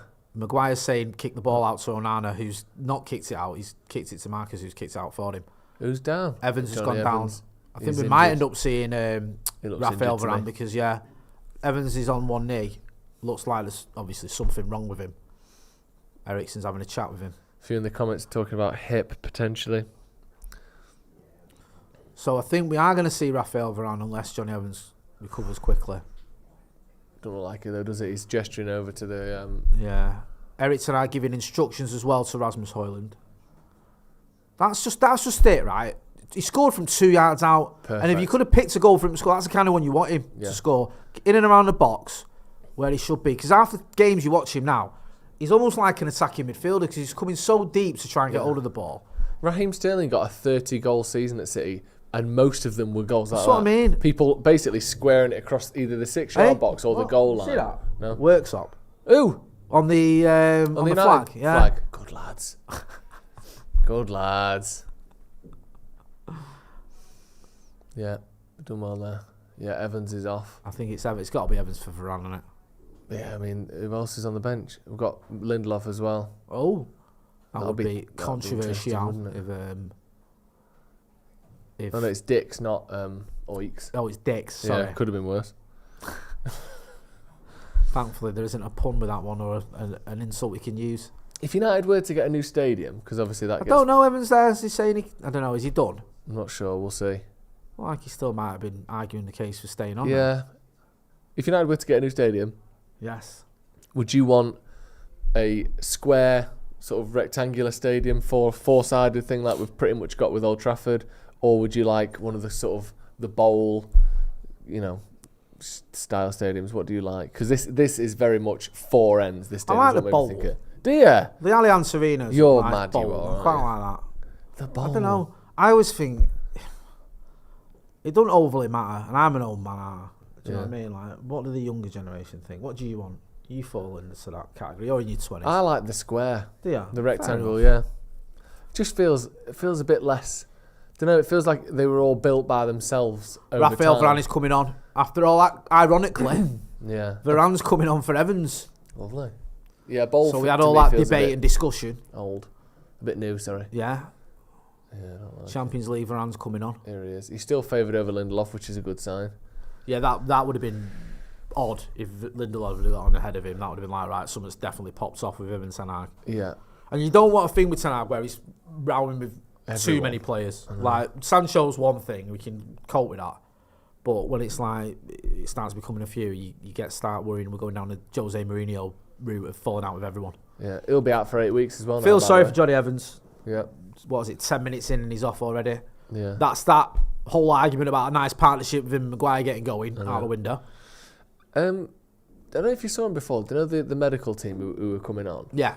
Did you see him? They're like they've got like NASA space costumes on, full like helmets, full body covers, yellow and orange, yellow and red gear on. I think, isn't that a bit extreme? Like a surgeon doing open heart surgery isn't that covered up? Why are they so covered up? Genuinely, yes. Did you see him on the touchline? I just got sent that for me. Like fully don't head. Why have you got a helmet on? Like there's been a radiation leak. Yeah, Like we're playing in genuinely. Chernobyl or something. Like, don't go out there without your kit on. You might get, contaminated. It couldn't be more unnecessary if it tried. It's like you don't need all that on. No one has that on. It's like what they thought doctors would wear in the future at the turn of the century, isn't it?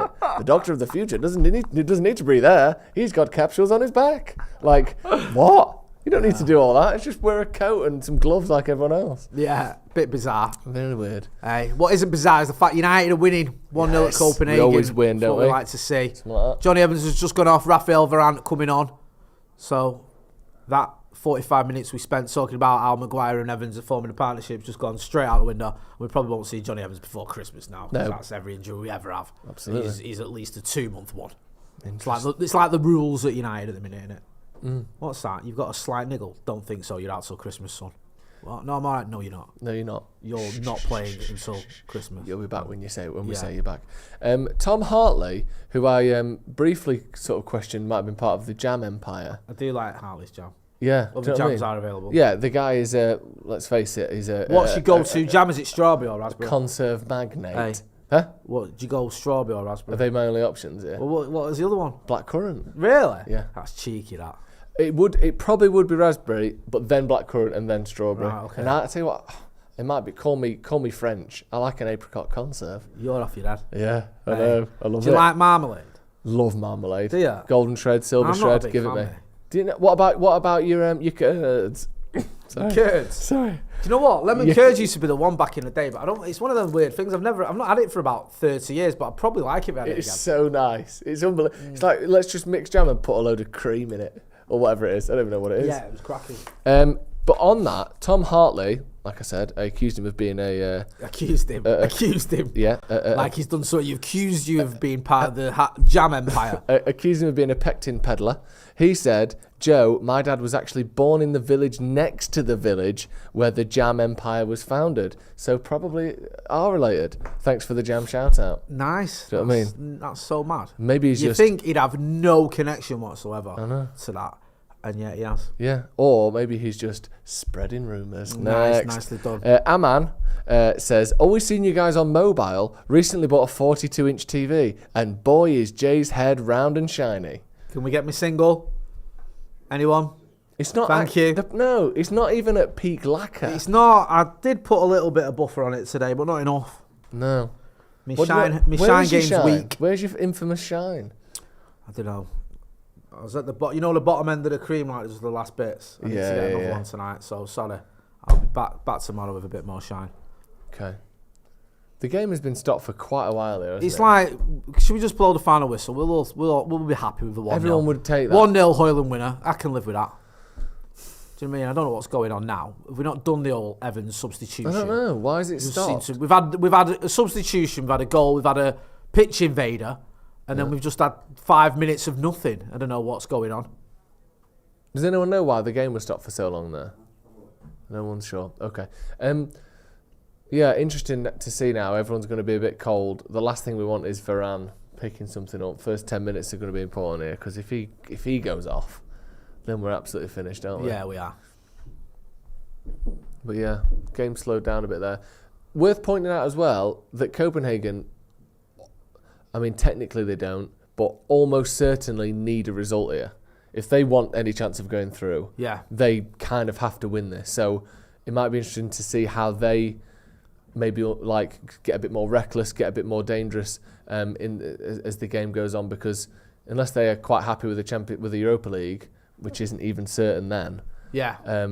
they kind of need to win this. So That's a good ball as well. Scoring early is Oh, crucial for lucky that there. reason Bruno as well. Fernandes trying to thread it through for Rasmus Højlund. Well done. We've there. still got possession though. Won it back nicely. Eriksen on the ball. That does look more conventional actually now of a 4-2-3-1. Yeah.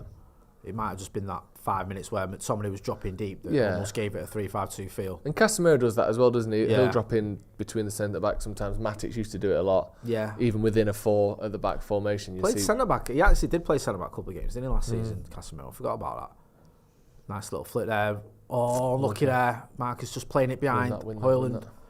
Yeah, you're not getting that. United's Good going, passing's right? been better so far Much today. better. Wan-Bissaka's look good, you know. Go on, Marcus. Keep with him. Keep with him. Well Well, done, done. Mark. Good foot. Keep going. Well done, Mark. I think anyone calls him Mark Rashford. He couldn't seem less like a Mark, could No, he? Mark's not the one. If you call Marcus, you want to use the Marcus, don't you? Yeah, like Chris Bruno Eriksen spreading don't it there work. to Garnacho. Go on. No, he's asking for something he's not going to get there, Garnacho. He sort of tried to flick it between the two players, then just went down, really. Not anything in that, to be honest with you. I think even he's give up on it. Yeah, we need to keep pushing here. Yeah, like you saying, if Copenhagen, well, they've got to come out, haven't they? They're not going to settle for a loss, so they're going to go for it in some way. Settle for a loss, Yeah, boys. we'll say that. We'll say keep it tight now. 1-0 down. There were times under Jose where I genuinely think we settled for a loss. There's times under Jose where I think Jose deliberately sabotaged the team Yeah, to we make were winning us lose. and he made us lose. Like against Chelsea, I'm Yeah. convinced that he did his best to stop us winning that. Yeah. Like, or there was the one at West Ham where we were getting overrun in defence, so he took Lindelof off and left McTominay on in defence. Right. And we never played 3 at the back under Jose, and then when he didn't get a centre back he wanted, we started doing that, but using a midfielder as the third centre back. So Ander Herrera was the third centre back against Spurs. It's like, why have you started doing this? Almost everything he says is and does is politically I motivated. know. Isn't it? It's like It literally is. It's like it's either proving the point that he's happy or proving the point that he's not happy. He never just does something for the best, for the betterment of the club. He doesn't. It's insane. He has to make a point. Do you remember when him and Paul Pogba would have these massive arguments on the touchline for like 2 minutes, and then he'd be shouting at each other, and he'd be giving him all these instructions, and Pogba would run off, and then immediately Jose would sub him. Yeah. Why did you just read him 2 chapters of a coaching book if you're not going to let him do any of it? He did. Pogba would run off, and then Jose would go, and just sub him. Come on. Yeah, I loved It's all that. like, mate. There was a time when I loved Jose. For the first sort of 18 months, he was ace. And then when it became obvious that City were going to win the league, he started unravelling then. And then wow, hello. The third season, well, what was his final season was awful. Lovely pass by Scott McTominay there, opening the game up a little bit. Oh, it's a good ball that as well. It's just not quite where he needed to land. Good ball, but not the right ball. Go on, you can get that. Copenhagen looking to get that, counter. Aaron. Varane's got you covered there. He didn't want to risk it, did he? No, he didn't.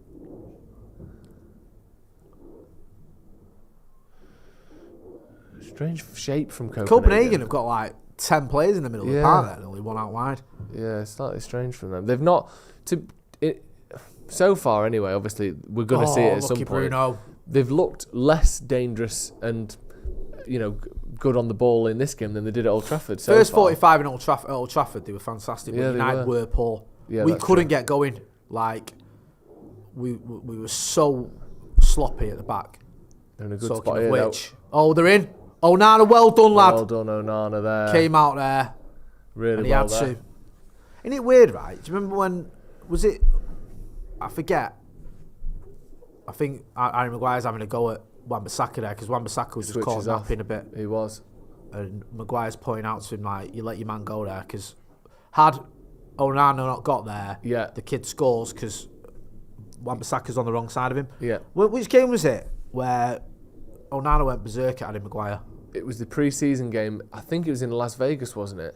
No. It might have in my head, it was the Vegas game. But maybe not. It was pre-season anyway, yeah. But he's stopped doing that now, Onana, hasn't he? Like, he doesn't seem to do it.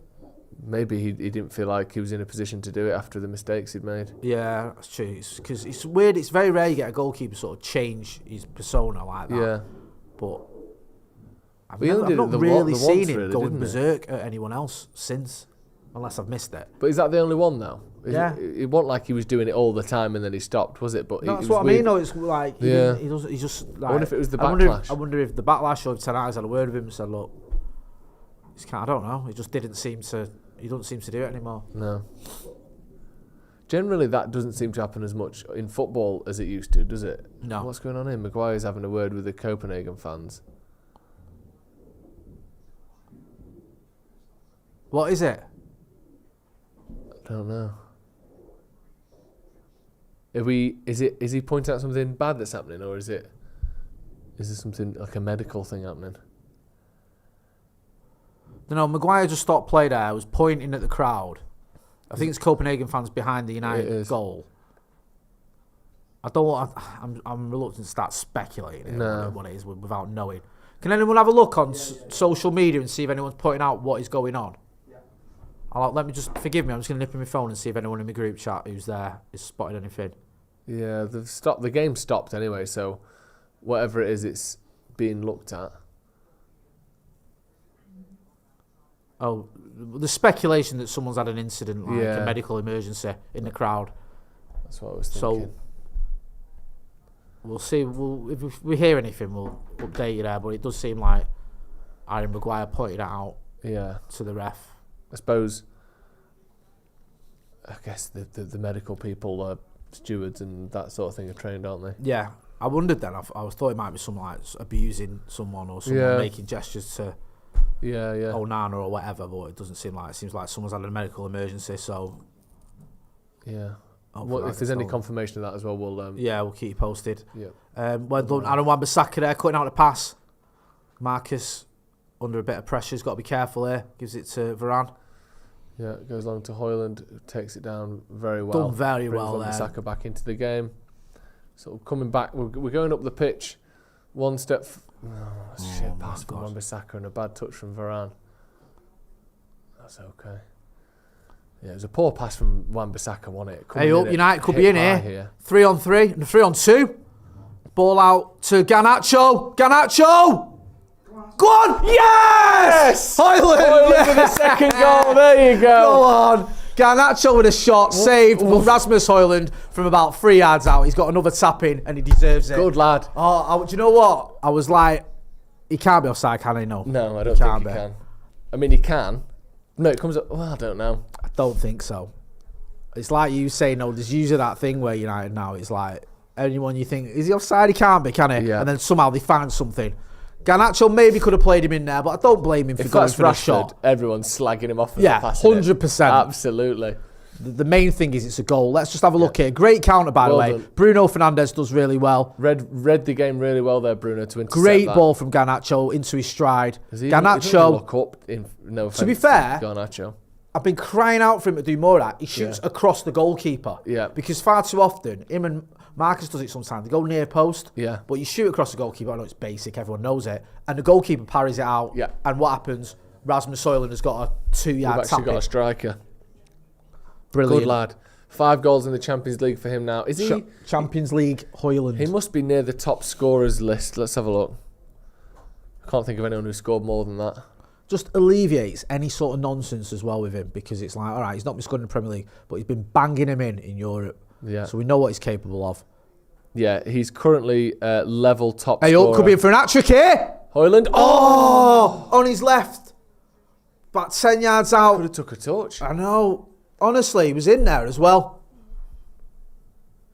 Poor from there. Copenhagen are all over the gaff They here. are. This is not the same team Højlund we played the other there, day. hits it on the half volley. Good Oh, it's a save, good to be fair. The save. keeper, he just keeps one hand up. Got some great power on that. It swerves sort of back across the keeper almost. It's one of them. Anywhere else, Yeah. it goes in. It's just above where the keeper is, Yeah. so he can get a good hand to it.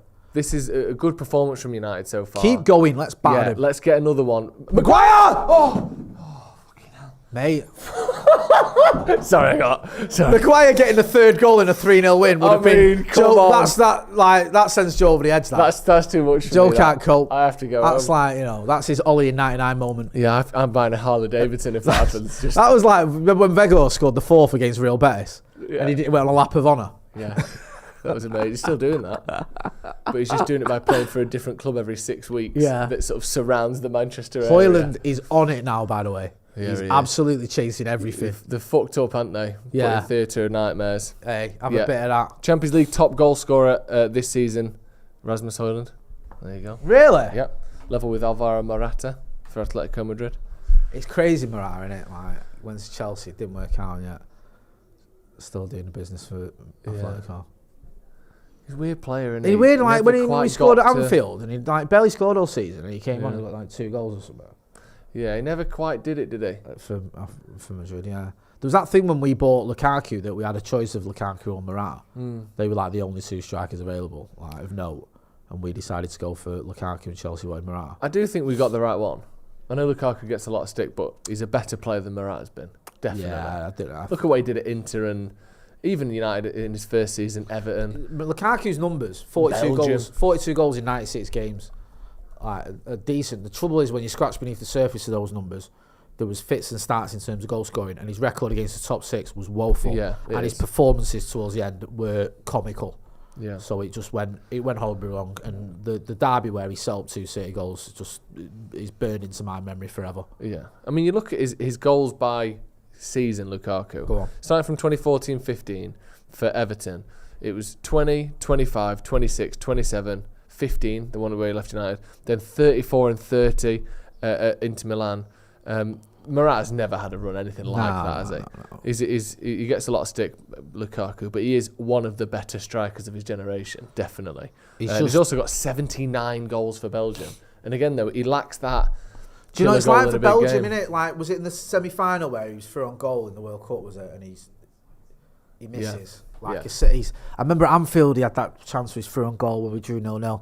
Like, big moments in the big games. For Inter, against City, Do you know what I Yeah. mean? To equalise, I know. he's 4 yards out with that Champions header. League final. Heads it anywhere other than the place he heads it, and it's a goal. Yep. And he just fluffs his lines. And we saw it when he came on for Belgium in the World Cup, and he missed those 3 chances and he got knocked out. Yeah. Like, he's weird. He's like, to a certain level, like a Europa League type level, Yeah. he bangs them in for fun. He's amazing. Like, but once you get to that elite level, Yeah. like scoring against the better team, scoring against the big team, scoring, you know, the difficult chances or whatever, he's just not that guy. Yeah, a bit of a flat track bully, isn't he? As Nah, they he say. got a bit of the ball there. Aaron Wan-Bissaka did well.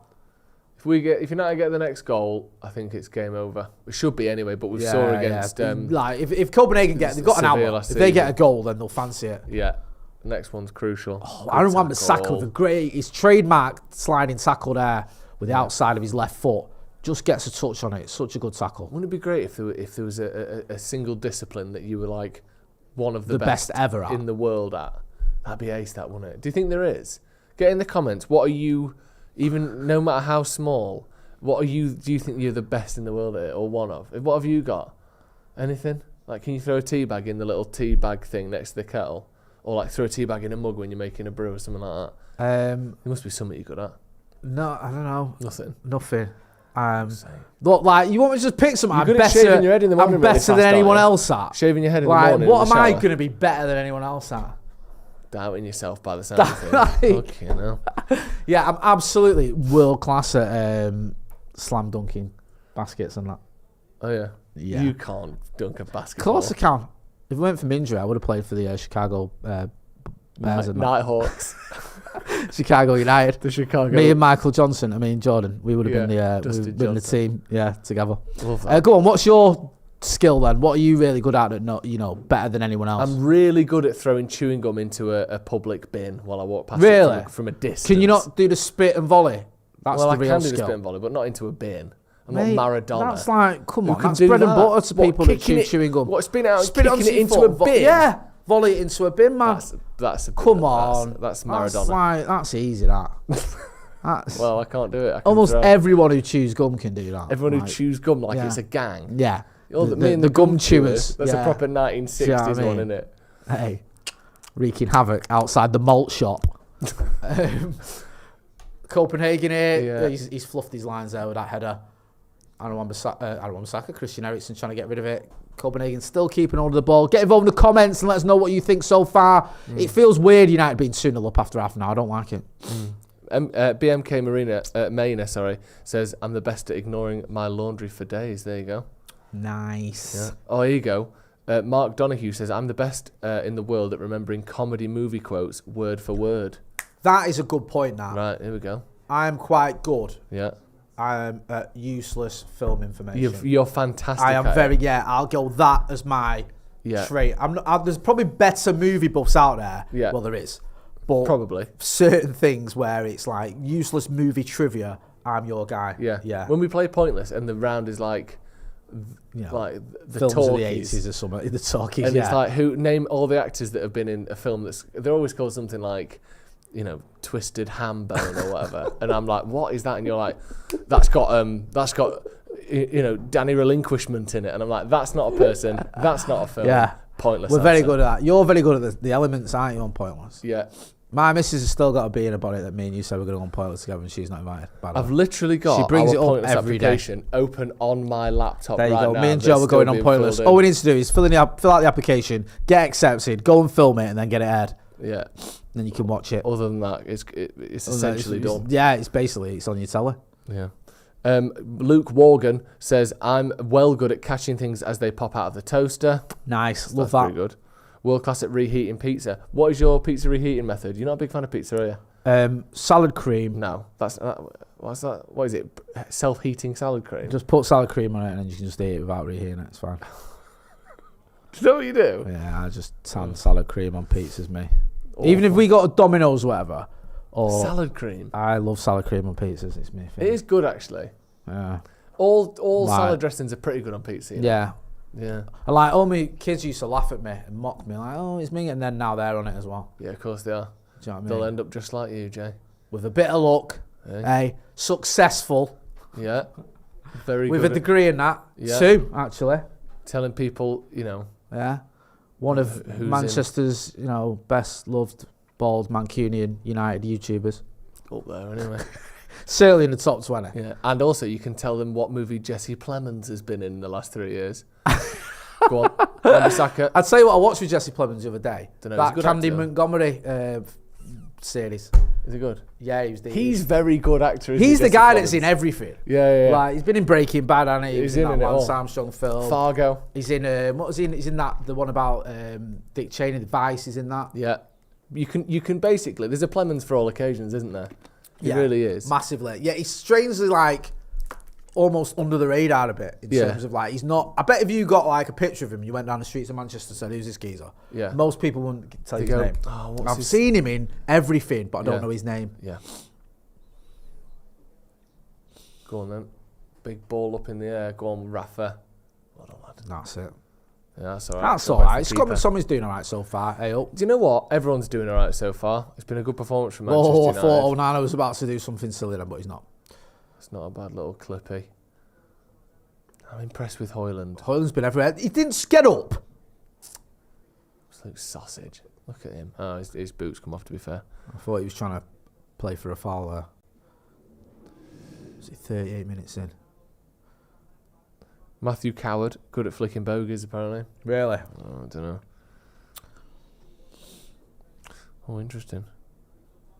Yeah, Rick Murray, I'm really good at going into work with a hangover and styling it out as a cold. Nice. That's pretty good. Yeah. I used to know them ones. Why are you vomiting into a bin, just whispering never again over and over again? That's not really what people do when they've got a cold, is it? I had some of the... Do you know when you have a sick that's like, it's so violent and big that it fills your whole mouth as it comes out? Yeah, It's yeah. coming I out miss in them like a days. sort of 360 degree. It's not like a dribble. I had one of them at work once and it was Did ya? just vile. Oh, Absolutely you awful. dirty boy. Go on, Marcus. Dirty boy. What, here or previous? No, it was at a employment? bar I worked at, and there's a lovely chap who worked in the kitchen who offered me some Class A's to help me get over it, Oh, mate. which I rejected. Hoyland here. Hoyland!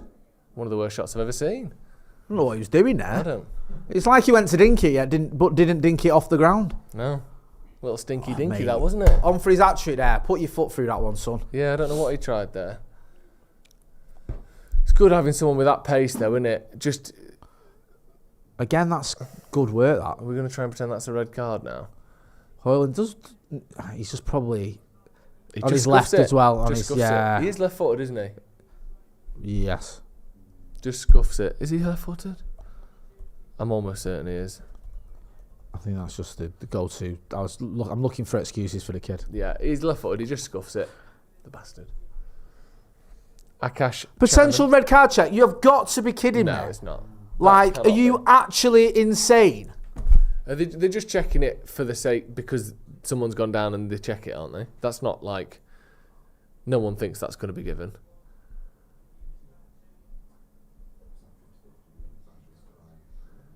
So, oh, we're just seeing the goal again here, aren't we? Oh no, we're not. We're seeing the chance. Yeah, he just scuffs it. So Rashford sort of steps across him. He steps out. No, I'm not having that. That's not a red card. that. Absolutely not. He's trying to shield the ball. Yeah. That's not even close to being a red card. He stands on his ankle, but it ain't a red card. There's no force behind it. Do you know what it reminds me It's not of? out A little control. bit. He literally just steps. A little bit. Pogba at the Emirates when he got that red. Yeah. He's going to have a Oh, look at mate, him he's having a joking. look at it. That's never a red card. That's absolutely insane, that. He stands on his ankle, but there's no force behind it. Doesn't there have to be some level of force or recklessness or whatever? He literally just steps across him. I'm not having that's a red No, card. man, that's so just harsh. shit. He's shielding the ball.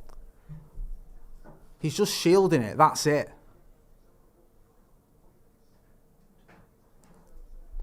I'm not having that. They shouldn't slow it down as well. He should play it in real time. That's He's another not even. annoying He's one. not seen it once at full speed.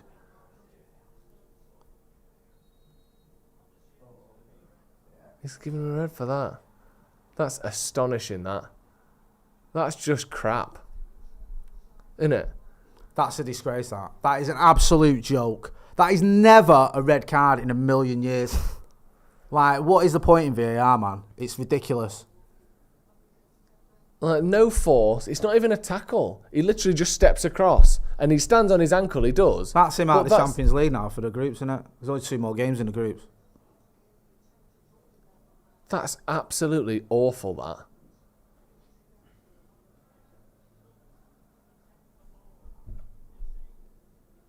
Just watching it again here.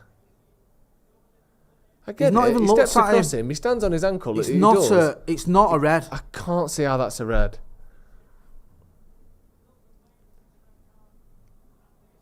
I think that's ridiculous, personally. Yeah, people in the comments, so bad, what a joke. Someone saying 100% red. He's trying to protect the ball, but he's. Do you know what I hate about this now? Like, Marcus Rashford's one of them players that everyone, like, there's a lot of people got an agenda against, and they'll just be coming out at him now. We were winning till Marcus did that. Marcus has cost us. It's not a red card. It's not. Anyone who's ever played football should know that's not a red card. He's shielding the ball. The other day for Tottenham, before he got sent off, Romero swinging and booting someone when he's on the floor. That's not a red. And that is, if that had gone in, then we'd have lost this game. Definitely. That is absolutely shocking. We need to get to half time here now because this is going to. Do you know what? I hope Erik Ten Hag does a Arteta comes out and just says, calls it for what it is. Just say that is pathetic. It's not even a tackle. It is never a red card. It If hurts you think that's him. a red card, and I've got some magic beans to sell you because it just ain't. No. Shielding the ball, and they've slowed it down and done what they do when they're trying to do stuff with VAR, making it look worse than it is. You watch it in real time, watch the passage of play. All he's doing is shielding the ball. It's not no intent. No. It's not reckless. There's no force behind it. He's not left the floor. The other foot's never left the ground. There's no like weight in the tackle. Like nothing. I just hope this sort of galvanises United a little bit, that sense of injustice. Sometimes that can happen. Do you know what? We have been fucked by VAR this season. We just have. Honestly, every single game we've had a shocking decision against us because of VAR. And I'm not exaggerating. The last game against Fulham, a perfectly good goal disallowed VAR. Do you know what I mean? Yeah. The Arsenal game, Højlund wrestled to the ground, nothing. VAR overturns Garnacho's goal, even though you could watch that a million times and still not tell me he's offside. Copenhagen And they've scored. Fuck. There you go. In Cal. Yeah, I mean, you could have just predicted this. This is what I'm on about. You need to get to half time. We won't win this game now. There's no way we hang on here. Absolutely no chance. Impossible. We're forked. You could just write it. United are having such bad luck this season, man. You could literally Honestly, just write it. It's unbelievable. The luck we're having. 30 minutes there is, by the way. We're nowhere near half time. 30 minutes added time. Crossing the box. We might be losing. To be fair, Varane there, pick him up, man. It goes across the goal. Yeah, he's unmarked 7 yards out there. No one's near him. I think Varane's the nearest person to him. Through the legs of Varane. Just not good enough. Such a shame, that. Honestly, that is so annoying. That is a joke, that decision. I don't care. People can go in the comments and go, James, because if it was Rashford, if it was Pogba, you'd be saying something different. Or I'd tell you now, right, if that was Harry Maguire or anyone else, I would not think that is a red card because it ain't. No. When I first saw that, I thought there's nothing in that. I'm like, they give a red card. On the screen, didn't they? And then if it's United, let's give a red card. Let's make a game of it. We were cruising 2-0 up, and now we're looking at going out of the Champions League. It's been stitched up again. I'm sick of it. Yeah, that's ridiculous, that. Do you know what I mean? Got Mikel Arteta with his dossier that he's going to give to the FA. Yeah. Do me a favour. He's had it easy compared to United this season. Seriously. He had it easy against United. But Fernandes played it across the goal, but there's no one there. Oh,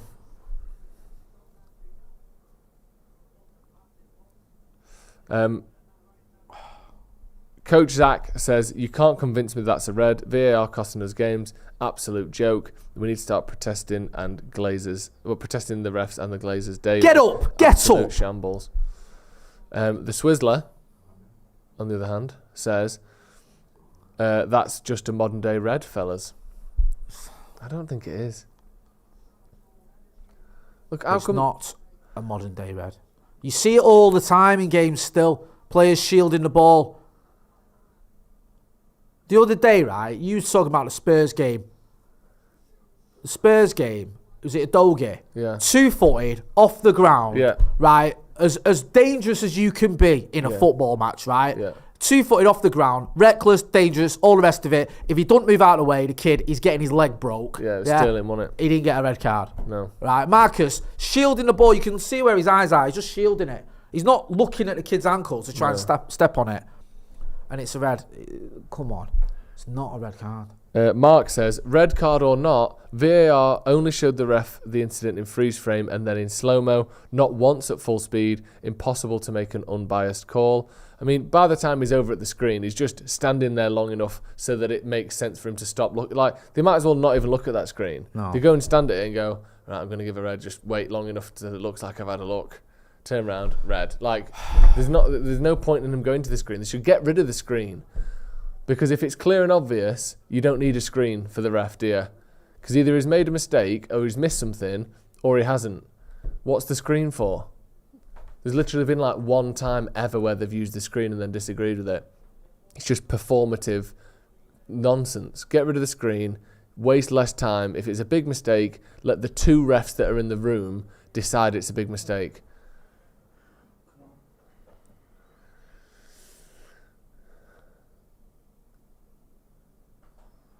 Go on, Bruno. Go on, Bruno. Well done.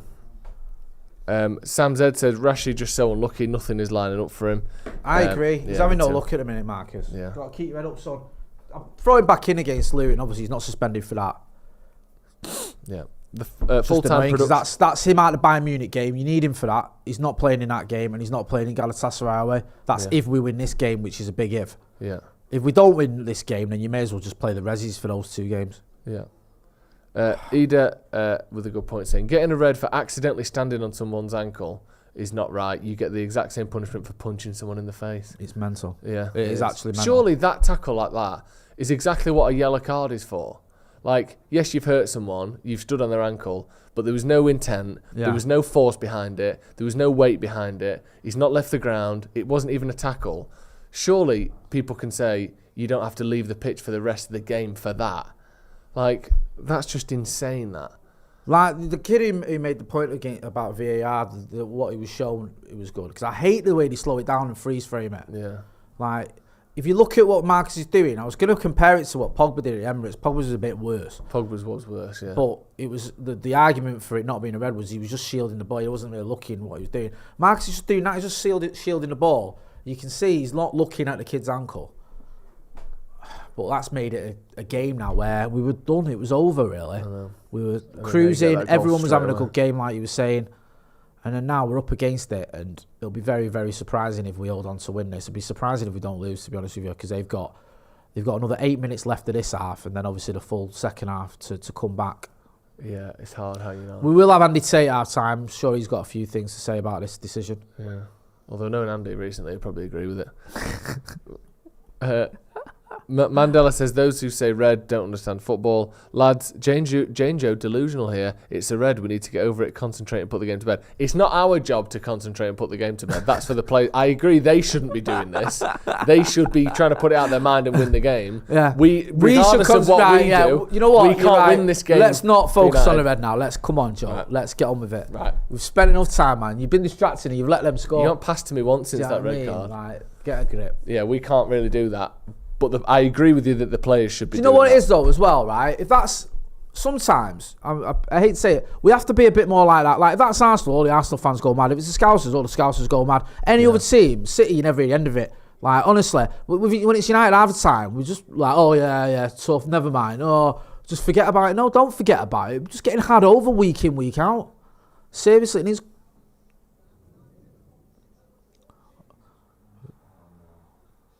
Penalty.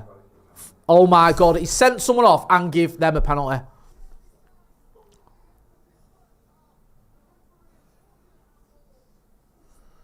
What are you doing? Get off him, you. Was it Varane won it? It wasn't Maguire. Was it Maguire? I thought it was Varane. No, it goes past Maguire. It's Varane. Oh, No. It comes off his leg first. It comes off his leg first. It's not they didn't give the Maguire one there. No way have they give the Maguire one. Who's it for? It cannot be for the Varane one. It comes up. It's not for that. Surely it's not for that. It cannot be for that. It hits Varane's arm, but it comes off his foot first. If it's the Maguire one, that is absolutely ludicrous. He's literally touching the man who kicks the ball. How could he possibly move his arm out the way there? How on earth can he move his arm out the way? He's touching the person who kicks it. There couldn't be less fucking distance. This referee is had us. That cannot be. That isn't a thing. Do you know one thing that might sort of... The only sort of solace from this is that you can't blame Ten Hag for this. You can't say it's the manager's fault. Like, you can't go, oh, Ten Hag's flopping. In 2 months' time, when we're out of the Champions League and we get knocked out of the FA Cup and we're 6th in the league, it won't matter why we got knocked out. Well, he's got to do better anyway. Who is that for there? Is that Maguire? He's literally... I don't know. I've never seen that. This referee's an absolute fucking... Have you ever seen that before? Someone giving a penalty for a handball when they are literally touching the man who kicked it at him? How could he possibly have moved out of the way of that?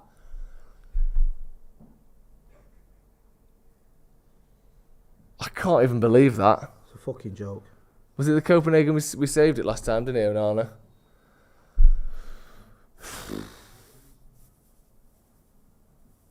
Scored, obviously. I'd love to know who the penalty is on there. What do we know about that penalty? Was it Maguire or Varane? I don't know. I'm confused. Well, it can't be Varane. We haven't got full volume here, because so Varane kicks it against the ball comes off his body first. So according to the law, that can't be a penalty. Although we did get one given against us when it was Martinez last season. Sociedad all over again. Yeah. And surely it can't be Maguire. Like, how can you expect a player to move out of the way of a ball that is kicked by a person they are touching? Like, is there no consideration for that?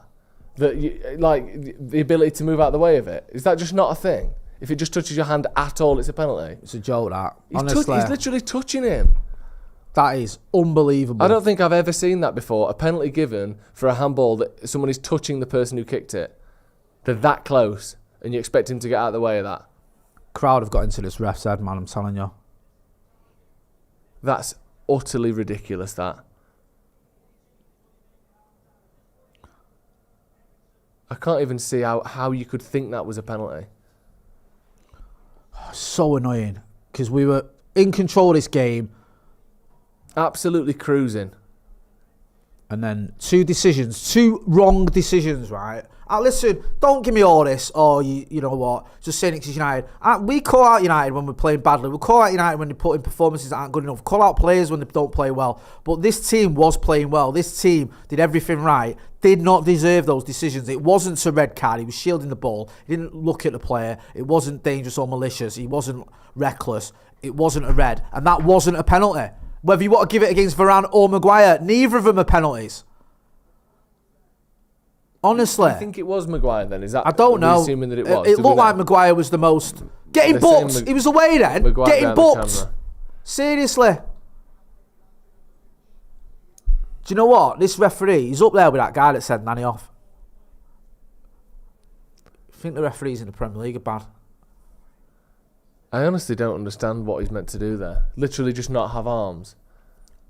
What are you meant to do? The thing is, right, VAR's one thing. That's not in VAR. That's a ref.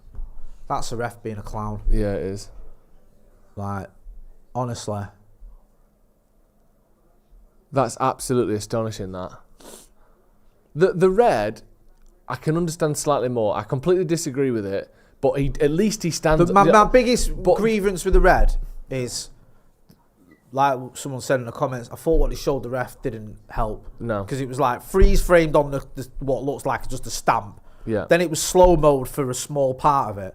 play the normal passage or play the normal footage at normal speed, he probably goes, okay, it's not as bad as it looks. But they didn't. So there's that. But then the penalty, there's nothing there, man. It's not a penalty. It's not a penalty. You can. I know defenders or players will always fight the corner or whatever, but you could see how incredulous Maguire was with it. He couldn't believe what he was seeing. And again, it's another player who's having no luck. Like, people go, Maguire, it's not his fault, that, 'cause it's not a penalty. You don't... Composure there. We're going to fucking lose this game, aren't we? Yeah, we're losing it in this half if we're not careful. I know.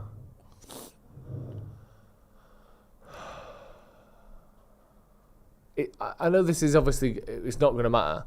That first 30 minutes before Rashford was sent off is probably the best we've been all season. Yeah, it is. Yeah, it is. Like, that's so annoying, that. I think we played my hope, really well. right, is that people hold on to the sense of injustice. Don't blame the manager because he didn't get anything wrong. Don't blame Marcus or Maguire even. Just look at it as poor officiating has cost us.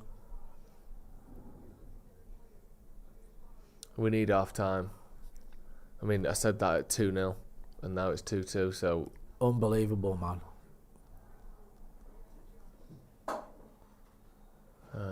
Half time. Get off the pitch. Get Maguire's your going thoughts over in to the the ref. comments. Just forget it, man. Forget it. Because you're just going to get a yellow and you don't need that in your life. That's amazing, that. That's amazing, that. That is a joke. We're going to hear from Andy Tate. I can Andy hear him Tate will banging go in a about. He's going to second. come in. Yeah. Now, we'll get him. Andy, come and join us. Get involved in the comments in the chat. Let us know what you think. Andy, you can sit here. Yeah, let me get into some of these super chats then. Sam B says, UEFA said the red was for Rashford catching the player with his arm. Is that right? I don't know if that's true. I don't know if that's right. If they're saying they've said that, or if that's what you think they might say. Full-time Production says that sending off lacks football intelligence. Sam Z, is VAR going to give us a point-blank handball penalty? Obviously not. Juan Martinez says guaranteed someone bet big on a Copenhagen win. Crooked. Interesting. Kieran Barut says just not in the script, boys. Seems like everyone has it in for us. I mean, even if you agree with the decisions, it's been massively unlucky, hasn't it, Andy? Yeah, I just wish VAR were doing the job on Saturday at Newcastle. You know what I mean? Like, where was it? Aveds took out a Newcastle lad and the elbow in the back of the head from the Newcastle lad on the Arsenal player. I just wish VAR was consistent. You know, it just seems it's only got it in for the big clubs. So to be fair, in slow motion, slow style, it was nothing. But you look from another angle, that hurt. Yeah.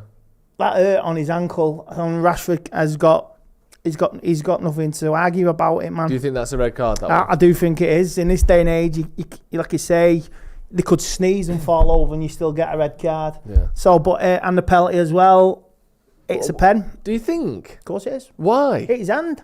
Yeah, but that just because it hits your hand don't mean it's a handball. Even checked, it's ball to hand, mate. Ball to hand. It's like... Fucking hell. It is what it is, mate. I'm not happy about it after we played absolute blinder for the first 35 minutes. Absolute brilliant. I should have been 3-0 with you. I think the red card, I can see why you would think it would be a red. I get it. There's a stand on the ankle. I think it's really harsh, but I get it. The handball, Maguire's touching the bloke who kicks it. Do you think he had to move his hand out the way? How could he have... Did they check it? How could he be expected to move his hand out the way there? Did they check it? I don't know. So of course they checked it. They check every handball. They check every penalty. So it's fine, mate. As far as I'm concerned, it's a pen. Like you say. Well, it was a penalty, but that doesn't mean it should have been. I don't know. I think that's incredibly harsh. That. But I think we're still in this. We still got energy going forward. We're still good. I think we're still. It's a hell of a game. I don't even know what the other game score is. Bayern Munich and Galatasaray. So hell of a game in hell of a second half. So I'm worried about the midfield. Eriksen. How far do you go with Eriksen now? Who do you bring on? Eriksen, McTominay, you got Amrabat as well, so that midfield's going to get overrun. Galatasaray's it's currently 0-0 that game with Bayern Munich there, so as it stands, I'll get the table up. Is Rashford banned for the rest of the tournament? Well, unless we get to the quarterfinals or the semi-finals. He's out the next two games. I don't know if it's 2 or 3 in the Champions League, but yeah, he's obviously going to be suspended now, isn't he? Wow.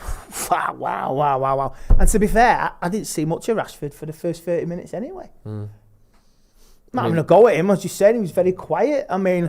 First 30 minutes then, let's talk about that, because United 2-0 up, I would honestly say probably our best performance of the season. Yeah, so that was the best we played. Card. Just like Tottenham. It was really good. Really good, 2 quality finishes from Ramos. And it's absolutely... It's leading Champions League goal scorer as well. Yeah. So, unless Harry Kane beats him to the punch. But, yeah, it was really good the first 30 minutes. We should have been like 2-3 up.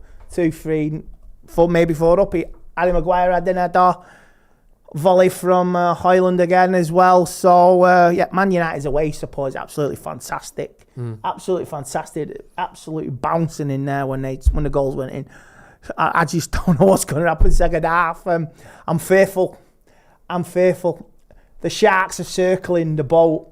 You're going to need a bigger boat, mate. I'm telling you. You are going to need a bigger boat. Someone in the comments saying... why are we so consistently bad with 10 men? That's one of the super chats. And it's because everyone's consistently bad with 10 men. If you're an away team and you go down to 10 men, your chances of winning that game are 14%. Even if you're a home team, your chances of winning the game are 18%. So the truth is, going down to 10 men absolutely fucks everyone that it happened. It's not like, it's not 50-50. It is, if you go down to 10 men, the chance of you winning are very, very slim. There's over 6,000 people watching. Hit the like button. Let's get to 2,000 likes. It's going to be really hard because it's just statistically so difficult to win games when you're down to 10 men. And let's not forget, since going down to 10 men, we've already conceded 2 goals. Do you have any confidence that we can win the second half and win the game? We would have to keep it very tight, but I've seen plenty going forward. Absolutely, Bruno's had a good game. I say McTominay, like I say, going forward. Yeah, Højlund as well. I say we've got it going forward. We really have, but it's the midfield, isn't it, and the defence. What do you do? Do you park the bus and try and take something from it? I don't know. So let me just go through the current table so we can kind of make our mind up from there. Bayern and Galatasaray currently drawing, so that puts Bayern on 10 points, Galatasaray on 5 points, United on 4 points, Copenhagen on 2 points. Now that's not bad. It's not bad, but when you remember that our next 2 games are Galatasaray away and Bayern Munich at home, and Galatasaray's next 2 games are what would it be? United at home and Copenhagen. Yeah, you'd have to favour them. We have to basically beat Galatasaray's results. And Bayern. We'd have to win both games. That's what I'm saying. So if we don't win tonight, what are the odds? A draw's not the end of the world, but yeah, I see where you're going with it. So, but we can't lose. We have to get something. I know, like you say, it's a mountain. It's an absolute mountain to climb, but you say going forward, I still see United still going forward. Let's say Garnacho, we're just watching the replay here. The second goal, it's like we still got something going forward. And I think it was a really composed half an hour from Man United, and it was really well worked. It's just a shame we couldn't see more of that. I mean, Ten Hag is so unfortunate here because now, going into half time, he's been put in a situation where he has to pull an absolute blinder for us to not win this game. And he put the team out, he motivated the team, he got the tactics to the point where 2-0 up. Then you see a red card that, is on the... Whether you think it's a red card or not, Rashford got sent off for a tackle he didn't even mean to make. So it's certainly unfortunate. No, it wasn't intentional. Do you know what I mean? It wasn't even intentional. So it's certainly unfortunate. He hasn't lost his head. The players haven't kicked off. It's an unfortunate red card. And then a penalty that, for me, Harry Maguire, it is humanly impossible for him to have stopped that ball hitting his hand. He couldn't possibly have moved out of the way of it. We now go in at half-time and Ten Hag's got to coach an absolute masterpiece in the second half when he'd already coached one for the first 35 minutes when we were cruising. Like, it's such a shame that we're in this position because Evans is injured, Rashford's gone off, like, we've conceded 2 goals in the last 10 minutes. It's just... now, to not lose this game now is going to be a miracle, and it's so frustrating because the one thing we've needed all season is a little bit of luck, and that's the one thing we haven't had. Watching that back, I can't believe he's given that penalty. So it goes back, it hits Varane's arm, but that's not what the penalty is given for because he kicks it against him. It's that. I mean, how can he know? Now that's in slow time. That's different, isn't it? Yeah, I see where you're going with that one. I think it's I really do see where you're going with that. But you say managers are made of legends, you know what I mean? So maybe to get some out of this, we'll do Ten Hag good. Yeah. Francis M says, you slow down any foul in any game and it's going to have red card implication. The powers that be are ruining a game that was perfect or more close to perfect. Oh, come on. Now, let's be fair. It was a ankle breaker. Do you think no? No, he could have broke his ankle, mate.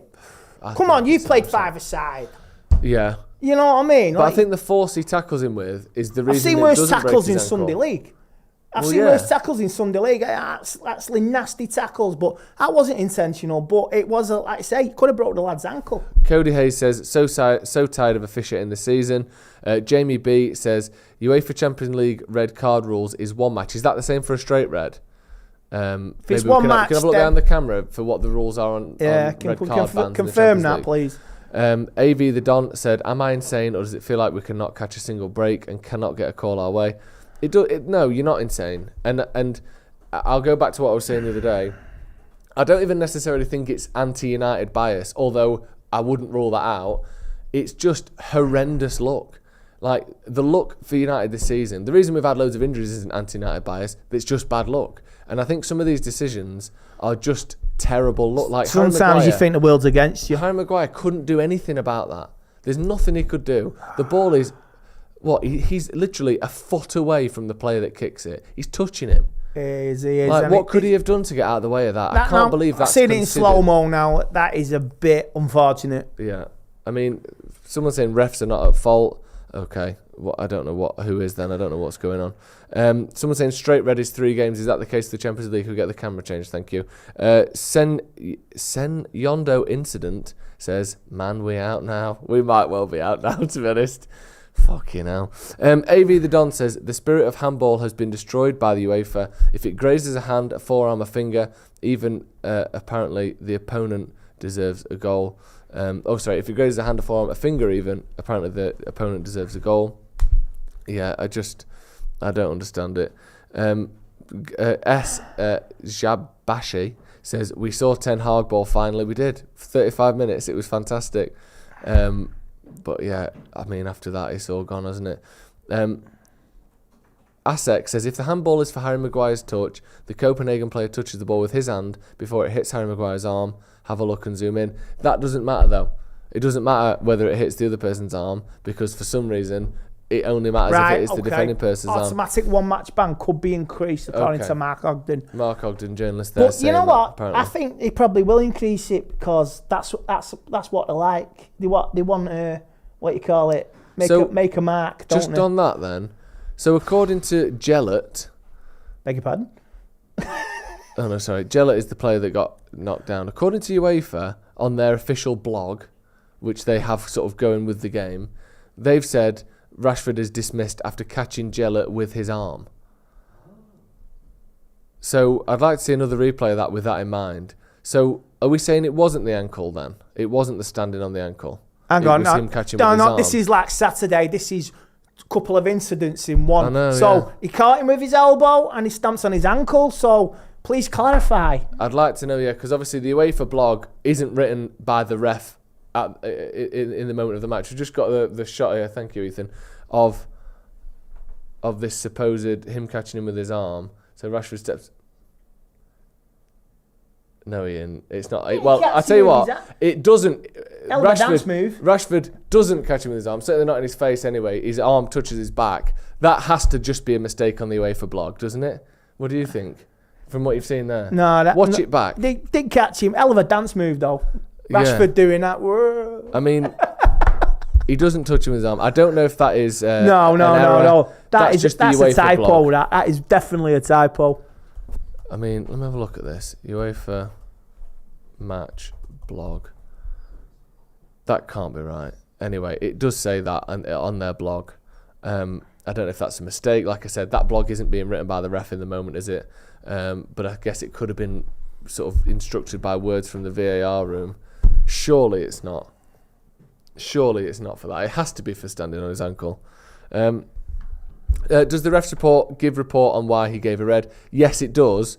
They write a ref's report after the game, don't they? Which will clarify it 100%. But you would think that UEFA wouldn't put out something that they didn't know was right, with them obviously being the official sort of body of the Champions League. Yeah, it has to be the foot, not the arm. Second half then. What can we do now? What do United do? Are you thinking sit back and counter? Are you going full Tottenham, stand on the halfway line and just concede 30 I ain't playing like chances in the Tottenham on second Monday half? night, no, mate. You keep this tight, you keep this secure, and maybe you hit them on the break. Yeah. Because you go at them, they'll pick you off. They will pick you off because they've got the win now, haven't they, in the sales? So yeah, you have to like consolidate and try to get some out of it. Then maybe like last 10-15 minutes, just go for it. Cause we have to get something. I know it's a tall order. Like, we'd have to beat Galatasaray, we'd have to beat Bayern Munich, but you got to take any path if you still want to get out of the group. Yeah, I mean, we're at a point now where the only way United are going to get anything out of this is with a fantastic performance from the 10 We need the players that come spirit out of in the San second half. Siro in '99.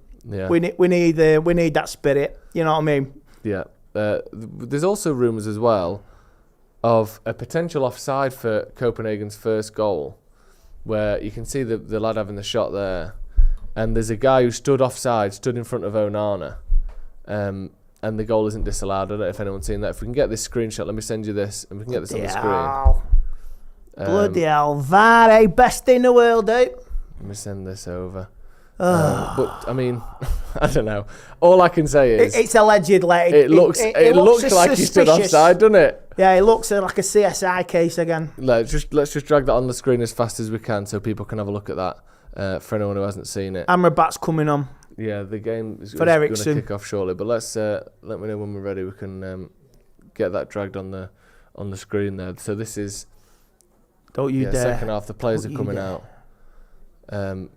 But again, it's just one of them, innit? Like, they're just not going United's way this season. For whatever reason, bad luck. It's like we're doing that thing where you toss a coin 50 times. Theoretically, it could land on heads 50 times. Look there, look. The player in white stood between the ball and Onana. Clearly stood in the way of him. I mean, I'd like to see it at full speed, but from that single screenshot, it looks to me as though he's blocking Onana's vision of the shot there. But Rules are rules. He's you're not offside. you're not going to get that though, are you? We're not going to get anything like No, that. yeah, you say you get nothing, mate. Like Yeah. say you get your big decisions, then after that they come back to bite you and bite you and bite you. Yeah, VAR I don't think even checked that. But yeah, we'll get Jay back on in just a second as well. But we've kicked off for the second half, a massive second half coming up for Manchester United here. Essentially, I mean, it's not the case that if we lose, we're out, but it's going to be very, very We have difficult. to get something. Yeah, the second half's kicked off. Onana pumping the ball up front. Amrabat's come on for Ericsson. I don't know if we sort of made that clear before. Yeah. So that's the one change at half time. Obviously, just going for more physicality, more legs in there, aren't they? Yeah, definitely. Lacking a little bit in creativity, but with 10 They men. were very quiet the first half an hour, so I just wonder, maybe let's say, sometimes it's very hard to play against 10 men. It really is. We've experienced it. I remember Yeah. Southampton last year. We've got to make it hard for him. Yeah, We've got to make it hard for him. That's the one thing that, that's we what we might struggle to score, but we've got to make it tricky for them as well. Yeah, you can frustrate them and get something out Finding of the it. balance is going to be tough. Right, where's the man in the middle here? This is the problem with that Ericsson. There's no one linking defence and attack very well. We really do lack that. Hoyland looked good first half, didn't it? It's a shame we didn't get to talk about that because of the. Yeah, it's a shame he didn't get his decision. hat trick as well because he looked smoking hot. Yeah, he did. He looked really good. Just playing it about there. That's what we did first half, innit? Passed it around for ages and then ended up scoring. Like you say, this is what we did first half. You silenced the crowd. They did nothing. And this, if we can do this again, it'll play into our hands. It's all about patience now. Varane up to Bruno. Wan-Bissaka. Man on. Keeping the ball. They're just they can play a good counter-attacking game. Yeah, the key now, is not to invite them and play a Spurs. Yeah.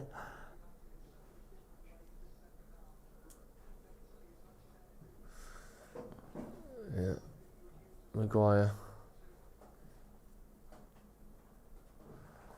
Play the ball. Playing high line, aren't they, United? Yeah. His tactic, as he would say. Yeah. Ten Hag. James Vernon says, you guys are missing the obvious redemption arc, which is going to play out. Anthony to come on and score the winner. That'd be good. I'd be very happy with that. Yeah, that'd take a one-trick pony if he can bleed and turn it on, yeah. Sam Zed says, even Jamie Carragher and Thierry Henry didn't think it was a red. I mean, oh, that's it. That's handball. Penalty. 70 yards away from the penalty area, yeah. Well, in this day and age, yeah, why not? Rules are meant to be broken, according to the Tottenham boss. Yeah. That was manic on Monday, that. Absolute crazy game of football. Chelsea, Tottenham. It's just so deflating, this, isn't it? No, it's not deflating. You just have to wait. It is a bit deflating. It's a kick in the knackers. Yeah, just how many times you get kicked and you still keep getting up. Don't be silly. We miss Ericsson when we're trying to play out from the back. They've done well though, Dallo. Now who's Amrabat got? No one. That's a good ball though.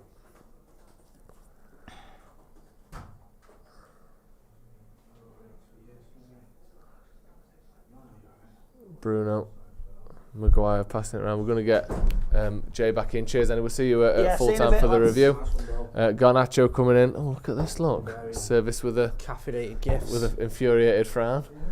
There was I don't know. I know you've discussed it, but what was that? Sam Peets did a tweet. UEFA saying it was a. Well, that was the UEFA blog, but I was just saying that it's got to be nonsense. That sure. It must be an error. Yeah. And if it's not, I mean, we've watched it back and there's no contact. Yeah, it's got to be the ankle thing, hasn't it? Yeah. So upstairs I was watching. I didn't catch what Scholes said about it, but I think he said it wasn't, and Robbie Savage said it was a red card. Yeah, I think Omri and Carragher on the American CBS one, they both thought it wasn't a red. Nope. Harsh for me, very harsh. Very harsh. And then the penalty as well. I can't even get it. Harsher. I don't see why have we got to a point in football where what Harry Maguire did there is punished with the harshest possible, like a 75% chance at a goal. Yeah. Like that's not what handballs and penalties are for, is it? No. Like, I always think that. Like, we've got to the point where the rules have drifted so much that now, for what Harry Maguire did there, the deemed punishment is Copenhagen have a 75% chance of scoring a goal. Yeah, How is that a fair punishment? It's not, for me, it's not a penalty. And people can call me biased or whatever. Well, I am, I'll be honest. Yeah, but it's just not. It's not a penalty. Ryan Singh with a comment, and we brought it on the screen before. If you want to scroll back, I'll show you, Jay. I don't know if you've seen it. That's handball. Not sure if you guys saw it, but the first Copenhagen goal was offside. A Copenhagen player was stood in Onana's line of view, but not checked. There you can see it there, look. You see the player there between, in front of Onana. Yeah. Clearly offside, stood in the way of the goalkeeper. Obviously, why is that not reviewed? Why is that not checked? Why is that not stopped being given? When you think again, what Harry Maguire was given offside for the other day. Yeah, it's just a joke. We've been stitched up. Yeah, I know. Do you know what I mean? Like, people will say, oh, and this is the argument that is always put forward when United get bad decisions against us. It's like, oh, we should win anyway. No, that's not how life works. Yeah. These fine margins matter. Yeah. Like, I was saying before, for the away team getting a red card, they have a 14% chance of winning the game after a red card, on average. So it's not just the case where you should win anyway. It's really hard to do that. Honestly. Especially when you then get a penalty. essentially a free goal, isn't it? Yeah. Yeah. So frustrating. United have got to get on with it, though. We can still win this game. Yeah. Rasmus Højlund's terrorising him. Garnacho was getting a lot of joy, and Bruno was on it as well. Got to keep up that energy, keep up that focus. He's great with his back to goal, Højlund, and that's what you need in this game now. And there you go. You got Garnacho there. Go on, run at him, son. Good little ball. That whip it in. Oh, you got to whip that across. Not, I think it looked like he shot then. Yeah. I don't know. I don't know what Sofian Amrabat's doing now. To be honest with you, I think Højlund's telling Diogo Dalot, you had to cross that for me. Dalot seems to shoot. Yeah, it was a strange one, wasn't it? He seemed to shoot at the near post, which was bonkers because he had no chance of scoring, unless it was a cross that just wasn't very good. Copenhagen now down this left-hand side. He's in here, the kid. Oh. No, terrible. Should have tried to head it in Maguire's arm there. That would be like genuinely. He should have just picked it up and volleyed it into the net, and he would have got given a goal with this referee.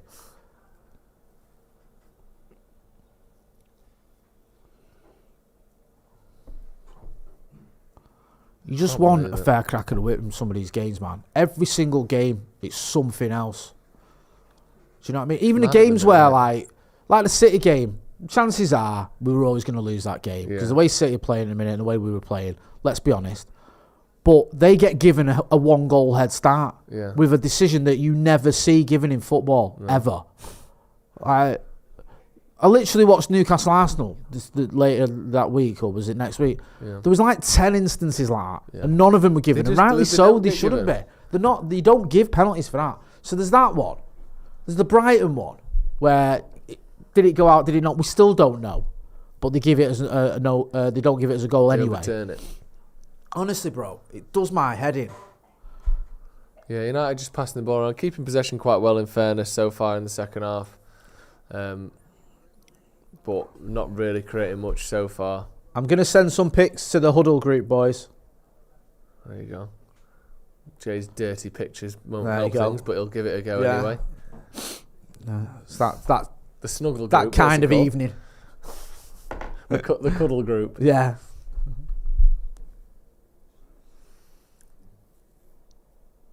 Yeah, Copenhagen looking pretty content with a sort of I missed sit-back counter-attack. Andy's take on it. I saw that he did think it was a penalty and a red card, though. He kind of eventually seeing it again made him question the red card. Made him question the penalty. That's shit. You called it though. You said he would agree with it. Yeah. He likes to surprise Andy, doesn't he? Yeah, he does.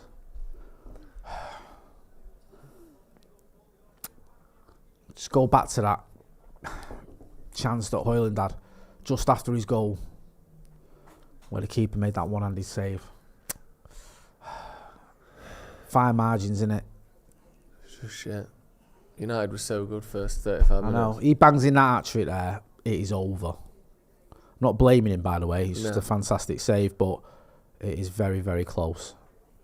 And now, United look like we're out of the Champions League, if we're being brutally honest. Yeah. That record you spoke about not winning a knockout game since 2013 or whatever it is, I think he's going to continue. Yeah. Just by virtue of the fact we're not going to get any. Exactly. That's a good ball. That's not. Go on, Garnacho. Wow. Good defending.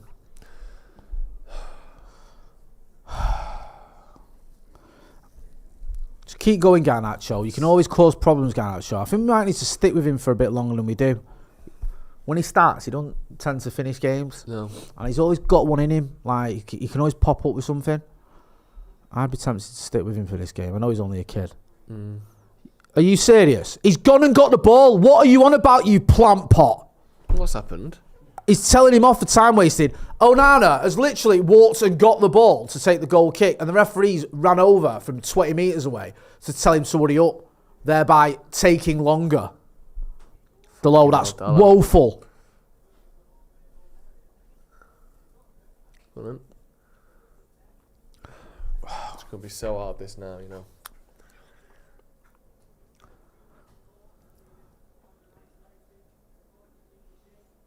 Keep thinking, should we have done better in the between the red card and half time? But That penalty is one of their goals, isn't it? Like, you can't account And for that. also, You I genuinely mean, I can't want to see it account for again that. properly, but your mate who said that he was offside, looks like he had a good point. Let me see. So let were me- we actually saying it's an offside goal, it's a red card for me and a red card, and it's a penalty that ain't a penalty? I'm going to It's the I'll show us trifecta now of drivel. the goal again at full speed, because maybe Forgive us, I know this isn't great Yeah, viewing we're for watching me and their Joe watching first this, goal. but Joe will give you updates. I just want to see if the kid is in the way and he's in an offside I haven't position. seen it in. What's that? I don't know, you know. Yeah, that's what I'm thinking. Do they cross paths? But it's actually. I don't think he is because it's that side. If you watch again, But is he in line?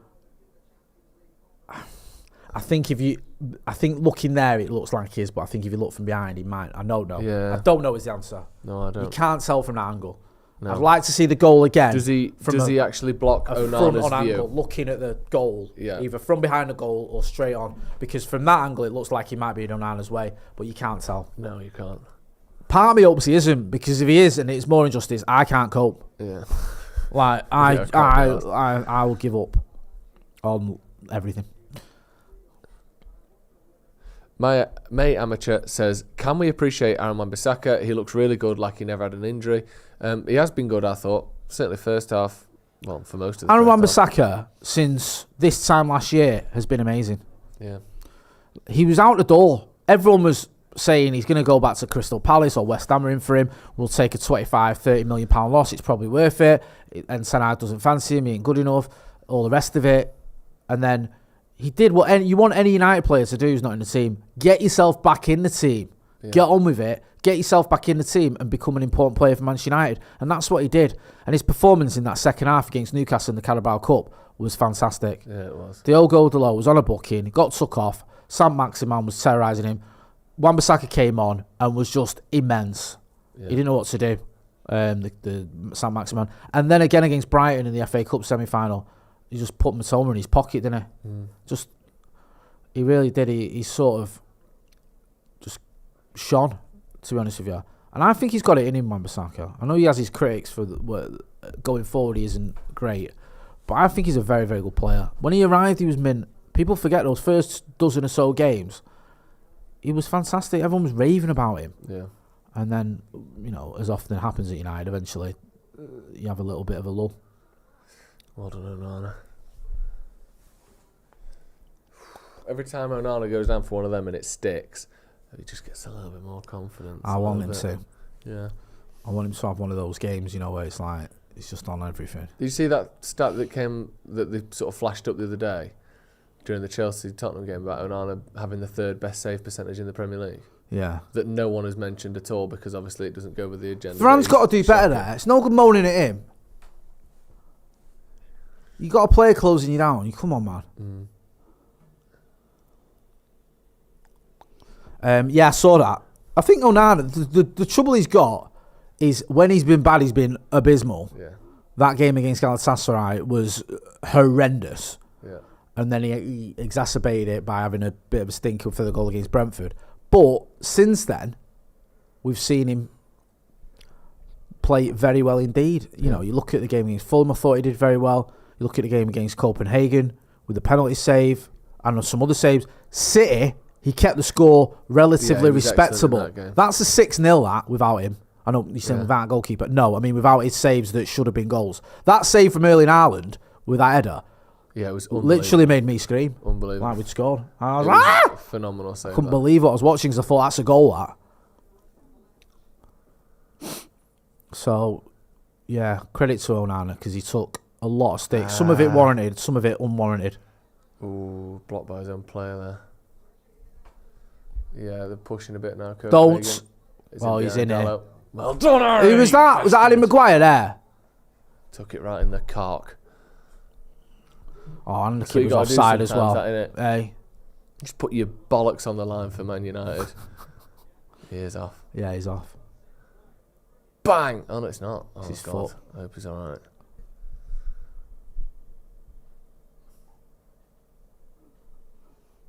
Marcus Rashford made a point when he got sent off. Like the linesman didn't flag for it. Yeah. Right in front of the linesman. Linesman didn't flag for a foul. It just don't. None of it matters, does it? Just got VAR there to make everything look worse. to clean up the mess. I can't even explain it. I really want to stay away from the whole, oh, it's because we're Man United and everyone hates us thing. I really want to stay away from that, but some of them I just can't. That, like, the amount of bad luck in decision making that we've had this season, I can't explain it. No, it's mad, isn't it? I don't want to be like conspiracy theory. Everyone hates United, because not everyone does.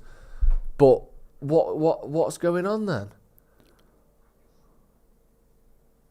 That's dangerous. Oh, well done, Wan-Bissaka. Get my words out. You got a bit of Baileys in your coffee there. Mate, that's the last thing any of us need. Me levered. That's just this. That's the end of this channel. That'd have been so sad. Me levered. We'd both be getting cancelled within 10 minutes. Time, bladdered. Let me say something about his fucking referee, right? His address? Here's where he lives. Isn't it weird that you used to get the white pages sent to your house, which was just a book full of everyone's phone number in the town you lived in? Yeah, it's meant. That's mad, isn't it? Now, like, a phone number is so... don't give out the number. Yeah. Oh, they've been doxed. Someone's given the number out. It's illegal to give... When I started reporting... Just dish it out for free. When I started reporting, it was like, you could get anyone's number. Yeah. Like, you just could. Like, it was so easy. And I remember saying this to my missus, like, she was like, you can't. I was like, look, I'll show you. And like, it was so easy to get people's details. So easy to get people's addresses back in the day. Madness. Yeah. Like, the phone book, to not be in it, you had to opt out of being in it. Yeah. So by default, your phone number and name... Ex-directory, wasn't it? Ex-directory. Yeah, but most people weren't. So you were in directory, now you're ex-directory. Everyone starts off in it. Yeah. So you've got to go out your way to say, take me out of it. Do you know what I mean? It is mad, that, isn't it? Yeah, a little bit. Back when times were simpler, when crime rates were a lot higher than they are now, murder rates were higher, everything was worse. Actually, in terms of the repercussions of it, things were awful. Then. Yeah, do you know what? Garbage. I could see that coming. Yeah. He went past two players, he got giddy and thought, yes, I'm the greatest player that's ever lived because I'm called Rooney. And then just levered the ball into Rose Ed. Not great defending from United, if I'm being honest. Not. Dalot is miles away. Amrabat looks like he's just learned how to walk. Amrabat goes full Fred. Yeah. Do you know where you just sprint at him with no plan of what you're going to do when you get there? You know, you're allowed to, like, slow down and sort of jockey someone a little bit. You don't have to just go flying past him. Højlund's down. Rasmus Højlund has been fantastic tonight, by the way. Can we get a potential red card VAR check, please? He's all over him. It's certainly a foul. And then what? Bit of an elbow chucked in there for good measure. It's not going to be a red, is it? It's a foul, though. Oh! There's a bit of something. Right, come on then. Here we go. Is that a red? That's a red card all day long. He's chucking his arm into his face on purpose there. It's certainly a foul. We're not going to get It's a deliberate elbow. It's a red. What are you moaning for, you dickhead? Do you know what? For once, I don't say this very often. I completely agree with Robbie Savage. He should be off. Not even checking it. Not checking it. He's deliberately elbowed him in the face, but Selavi. He's just chucked his forearm into his face at the last minute there. It don't matter anyway, does it? Go on, Harry. Penalty, handball. Hey, he wants handball now! Go on then! That's going to be handball, I bet you. I bet you it is. Will it fuck? They'll score and then they'll get it taken off and we'll get a penalty. I reckon Maguire is certain that hit a hand there. I think this is going to be a handball if Maguire thinks it is. I trust my former captain. So Maguire jumps up. Well, there you go. There's handball. That's handball then, That's isn't handball. it? If Maguire's is handball, that's handball. That's handball. Go on then. That's got to be, hasn't it? It's got to be. Honestly, if that's the precedent you've set in the first half, that is a penalty. Can't not be. It cannot not be a handball. Close proximity don't matter. That's not in the rules anymore because look at Maguire's. Your arm's up, his arm's in the air. That's handball, mate. That's handball. Hits the back of his elbow there. That's handball. What are you fucking debating? It has to be. You can't not give it now. It's not really. Stop saying proximity, Savage, like you even know what that means. That shouldn't be a handball. But if the Maguire one is, then that has to be. Look at Onana, he's going over saying. I love the fact. He's going to check it. He's got to. There's no question, is there? It's not. It's disgusting that that's handball. He's not even looking at it. But if Maguire's is, that has to be, isn't it? I'm scared it's not going to be. If it's not going to be, you might have to get Andy Tate down there because I'm going to go for a walk. I'm not even joking. I'm going to it hits lose his arm. my shit big time. If he goes to that monitor and sends Marcus off for that, gives a penalty without even looking at VAR, and doesn't give a penalty for that one, has to be. then you want to check his bank account. It's a shame that this is the way it is. Because I bet you there's some kroner in it. It is good currency knowledge there. Thank you. Kronerism, I'd call it. Nice. That's elite punning. Thank you. Cheers, mate. Got to give it, mate. Why are you looking at it 8 times? You can see from the first one it's handball. You've messed you up. gave the one for Maguire. That is a handball. Why is it taking you 8 goals? And he's still looking. It's a... Yes! Football's ruined. It's a handball, and I hate that it's a handball. Do you know what? I've loved VAR ever since they brought it in. It's awful, this, isn't it? What are we even watching? This isn't football we're watching, is it? This is another thing now. It's like, it all depends on who's got the best editors and who's on VAR, who's on the replay. Who gives you the best angles. Do you know what I mean? Like, as soon as he got called to that monitor, after he's given us a red card and a handball, he'd have been a very brave man if he just went, nah, allow that one. Bruno, I can't cope.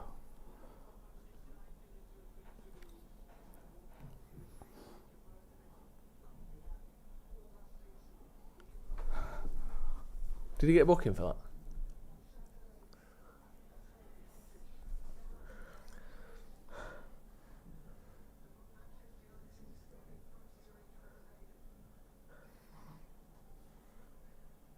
that? This is horrible.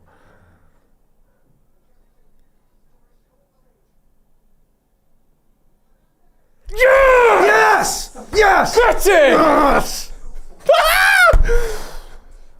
Go on, Bruno. That might be the best penalty that's ever been taken, by the way. You didn't see it, did you? No, I never watched penalties. Top corner that. Sent the keeper the wrong way. The thing with the top corner penalty as well, if it doesn't come off, you look an idiot because it goes into Rose head. Well played to him. Amazing penalty.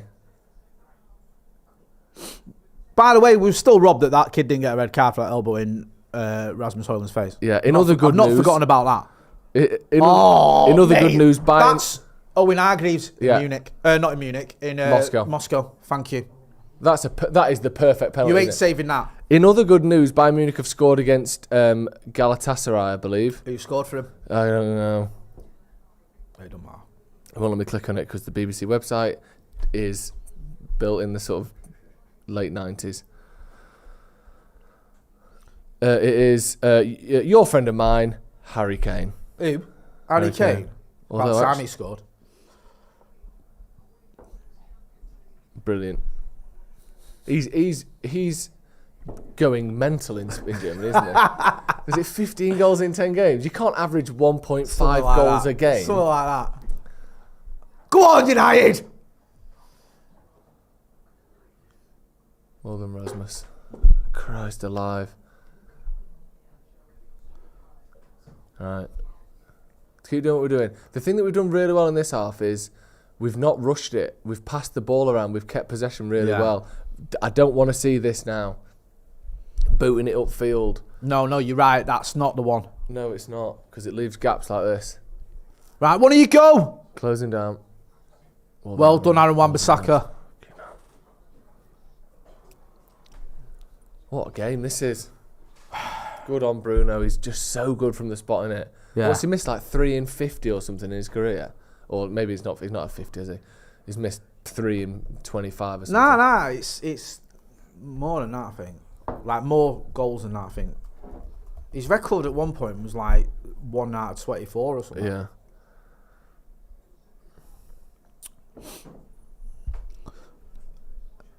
We did that stupidness though with Bruno where he missed a couple of penalties and we took him off it. Yeah. I think, mind you, I think was it Ronaldo who took over? I can't remember. 50 penalties scored, 50 penalties taken, 45 scored, 90%. which is over 15% better than the average, isn't it? Yeah, Like you were saying, is it 7.5? something like that. Yeah, If that makes sense. I remember Steve saying that. I think he said if you're gonna, it's around 7 out of 10 penalties. Yeah. A bit more. yeah. Because you remember when Paul Pogba scored all them penalties for us, Yeah. and I think he took 11 and scored 8, and it was like, Yeah. well, no, I think he took 12 and scored 8 or whatever. It was like, that's about right. Yeah, even though it feels a bit shit. Yeah. Yeah. I wonder if that takes penalty shootouts into account.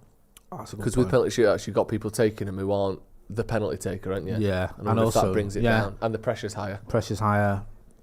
Keepers facing penalty after penalty. Yeah. Because there's no penalty taken in a penalty shootout that doesn't matter, is there? No. Whereas you can take a penalty 5-0 up and who cares? Isn't it mad? The best penalty I've ever seen is still Harry Maguire's for England. What a penalty. Just blasted it top corner so hard. And the way he hit it top corner was like straight up into the top. Yeah. Like, it wasn't... Hit like the roof of the net. there Almost, wasn't any bend or... It wasn't like that way. It was like... Yeah. Yes! Sorry, I fucking love a little tackle like that. Ah, mate. He just looks so unfazed, doesn't he? I honestly, and I know this might come across as harsh. Go on. Certain players, the fact that maybe they aren't overthinking it or having any thoughts.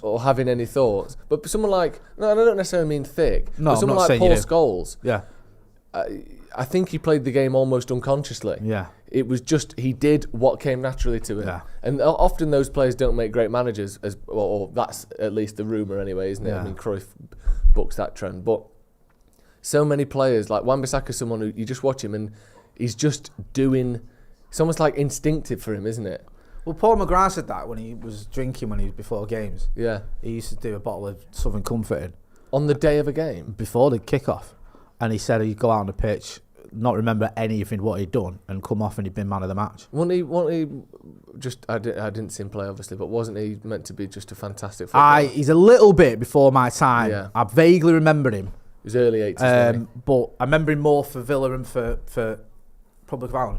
If you're a certain age, if you're probably 10 years or 5 years older than me, the argument as a United fan will be, of the best centre-back you've seen, is it McGrath, Stam, Rio or Vidic? I think those are your... But McGrath will be in there as one of your... Because he's one of the best defenders we've ever had. Yeah. It's just drink got the better of him at United, and then he went to Villa and was just... Yeah. And then for Ireland, he was ridiculous. And one of those players that you'd love to see come through in the modern era. Yeah. When care, mental health... Yeah, these sorts exactly. of things were None of that. Much more considered. He was in the United team where Atkinson was the manager. Yeah. Everyone was getting levered. Fergie obviously came in and just tried to get rid of all that, and then he was sort of cut his losses with McGrath. Yeah. He went to Villa. I think Graham Taylor got him a chaperone. Yeah. So he got someone to sort of stay with him because he had mental health issues as well, McGrath, that he spoke about in his book. But the sort of cultural and social awareness and understanding and acceptance of that, it was just non-existent compared to today. Not that today's perfect by any means, but it's a lot better than it was in the 80s. Yeah. And even in the 90s, it was a bit better, but he had a lot of demons. But he just, there's a lot of Irish fans who'll say he's their greatest ever player. Yeah. And you think about, they've got like Keano and that. Oh, well, he's looking for that. He's looking for that. The ball, Dallo, because the shape of that tackle felt ready, didn't it? Yeah. Felt a bit ready. Oh, he's done well there, Alejandro Garnacho. Yes. To buy that throw-in. Certainly exciting being. If you were Hoyland, would you not have had a fancy of a tickle there with Bruno for that penalty? No. In my head, I would have. Would you? Would you have said something? If I was on a hat trick and playing the way he is, I'd have been like, "Come on, son." In my head, I would think it, but I would never say it. That's probably the best way. Because if you go over and say something, and Bruno's like, "Fuck off," you look like a bellend. And worst case scenario, he says yes, and you miss. Then you make your captain look a twat. Yeah, you're a twat, and we've lost the game. Yeah, no, you're right. 2-0 Kane against Galatasaray.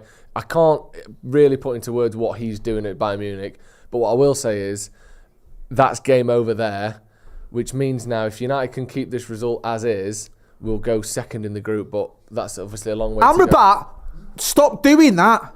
3-on-1 here on the... Giving it away and then getting caught out of position. It looks like he's just lost the plot there for about 10 seconds, Amrabat. You summed it up perfectly when you said he went a bit Fred. Yeah. I love Fred, but he had one in him. Yeah. And Amrabat has one in him. Yeah, he does. Like, where he runs around like he's just doesn't know where he is. It's mad at the Bayern Munich game that kicks off at the same time as was nearly finished. Oh, yeah. 30-minute stoppage time will do that to you. Crowd him. They've got the ball in the box Crowd here, him. Copenhagen. Well done, Aaron Wan-Bissaka Fantastic again. there. Come on, let's have this backs to the wall Dunkirk spirit going.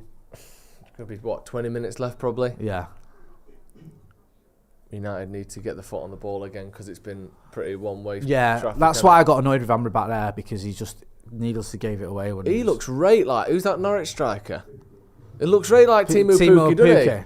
Yeah, he does. Fucking hell. Look, I thought it was him for a second. Pukki.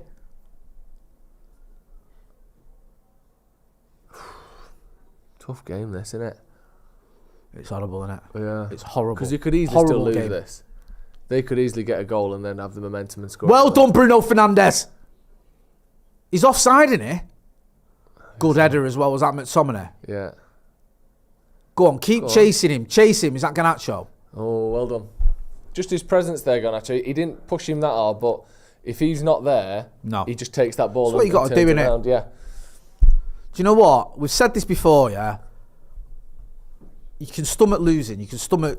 You can see him getting beat or dropping points, whatever. You want to see him making the opposition work for it. Yeah. Too often this season, teams have faxed it in and got a result against us. Yeah.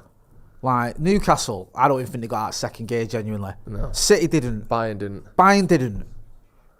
Used to be a time when you Brighton played United. Brighton didn't. You played United. The only way you were getting 3 points if you gave it your all. Yeah. Everyone turned up and you won everything. 50-50s. No one had a bad game. Pull it back, pull it back. Oh, it's behind it, Bruno. It's an awful pass. It is. It's such a simple ball, that, and he makes a hash of it. That's not on McTominay, that. No, it's not. It's behind McTominay. He's got to play it into his stride, and he'll... I don't know if he'll score, but he'll get it on target. He plays it behind him, and he rollets him then, McTominay. He's fuming with him, and rightly so. Fair enough, that. Because that could have been the game. Don't dive in. Well done, Dallo. Man's on. You got a pass on there. Well done, lad. Well done. Well done, Garnacho, as well. Good bit of trickery there from Garnacho to get the foul. Don't take Garnacho off. Is that United players around? It's not their players, is it?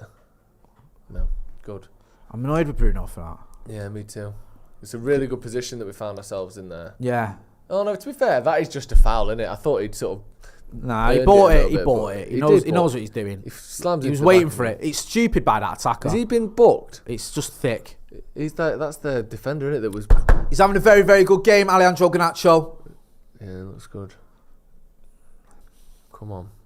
Slow it down. Right, who's he telling to get straight there? there? Who it was. It looked like Dallo, but obviously... It did look like Dallo, didn't it? But that's impossible because Dallo's... Oh, come on, Garnacho, get it under.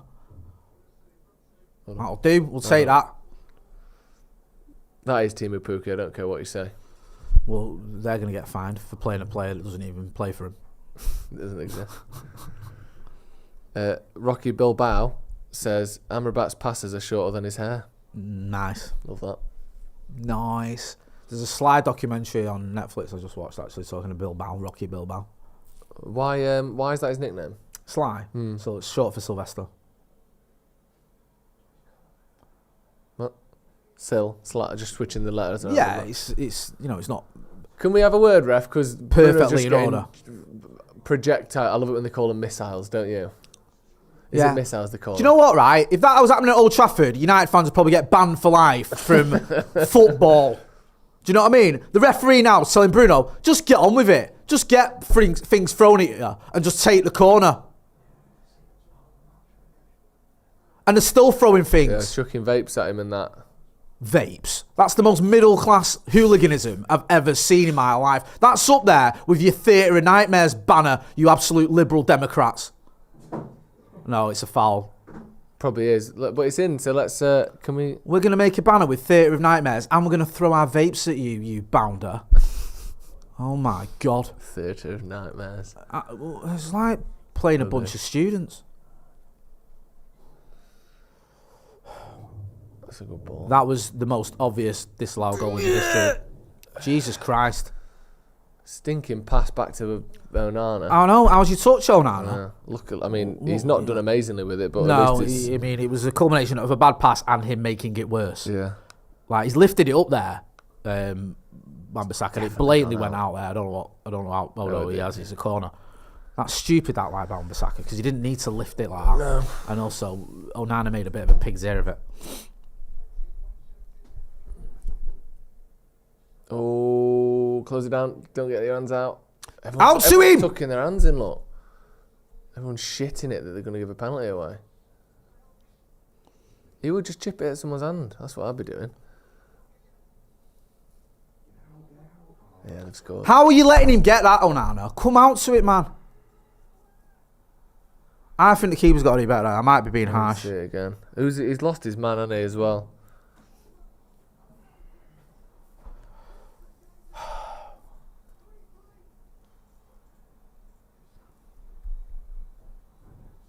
And now we're making the sub, whoever that is. That's him. Dallo switches off. Oh, he checks his shoulder as well. And then leaves him.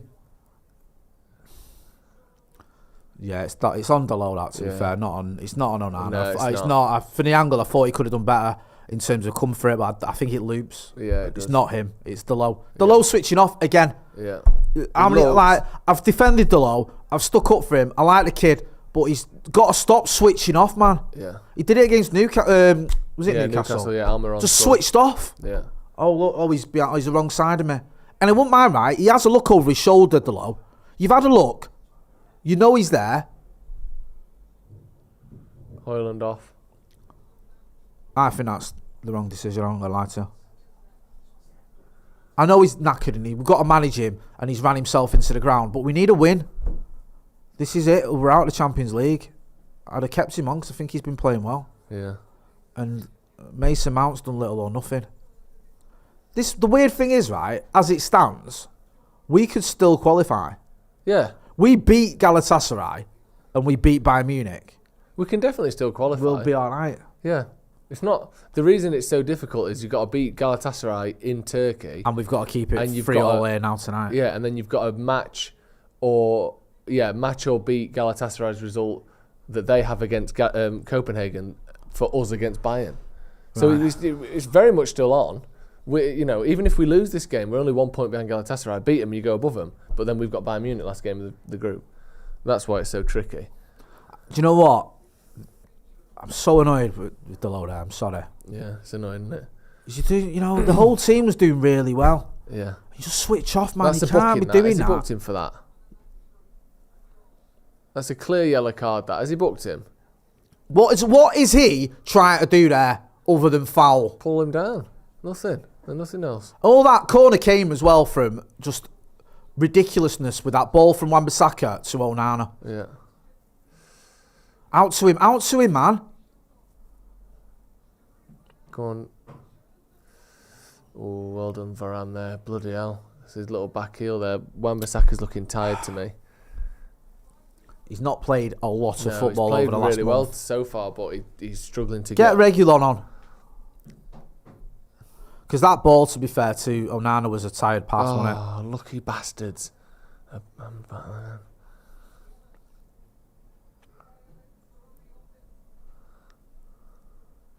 Out to him.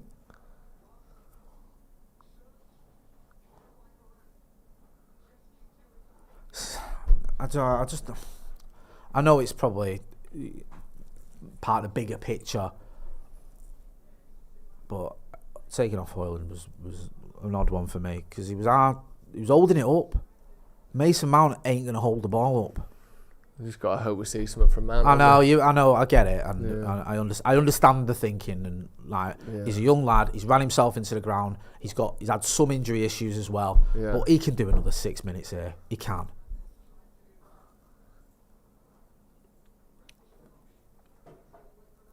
That's out, dickhead.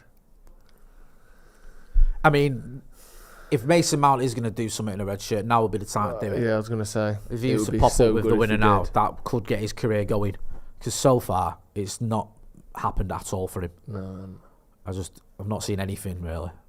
I think we saw, was it 40 minutes against Galatasaray where he did well. Yeah. Oh dear, Varane. Varane, what are you doing that for? Oh my God. Varane, get a grip. Yeah, absolutely. I'm Let's going to not kick get it out that. upwards when there's no one around me towards Harry Maguire and let him deal with that. Ridiculous, that, man.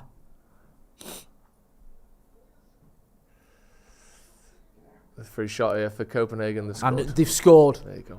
That's that. It's your mate, Rooney. Yeah. You know what? Again, it's sloppy passes, man. That all started with Varane's sloppy pass.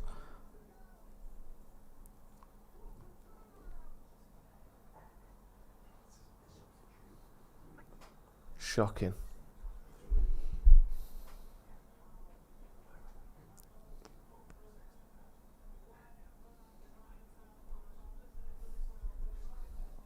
Absolutely shocking, that.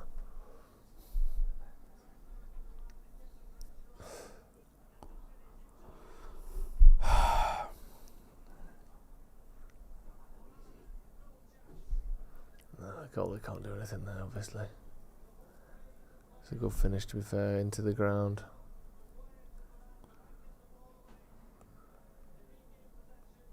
Poor from Varane. I think Varane's had a bit of a stinker, to be honest He's with not you. been great, has he? I love the guy, but I'm sorry, I do.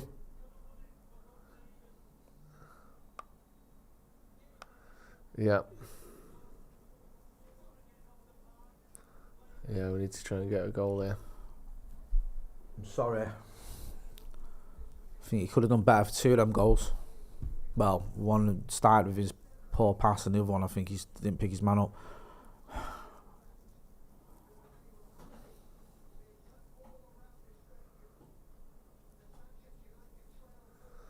Go on then, who you got now?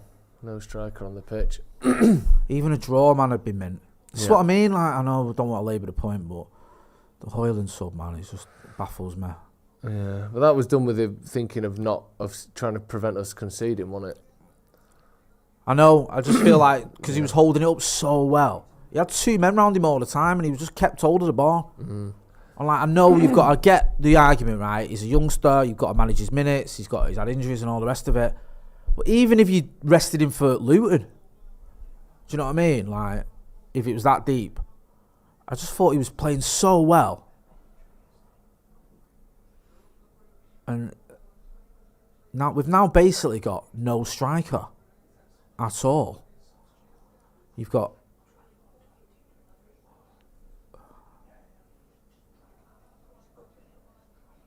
That's the other thing, actually, isn't it? Copenhagen winning this puts them in with a shout as well. So if they beat Galatasaray, yeah. we're fucked anyway. They've got Bayern and Galatasaray left, don't they? Do you know what? If we're not going to win, or we're not going to qualify, I'd rather we finish fourth. Yeah. Legit, I don't want the Europa League. We've had so many injuries and God knows what else going on this season. It's just like, I think I would prefer Europa League. Would you? Yeah. Just just a trophy, a chance to. I just like watching United. Do you know what I mean? Just more games, but I get your point. It's not much of anything, is it? it's just not. I don't think we've got a squad for it. I don't know. No, I agree. I just don't. I just look at what we've got. We've got a 35-year-old who's now he's injured as well. We've got no striker.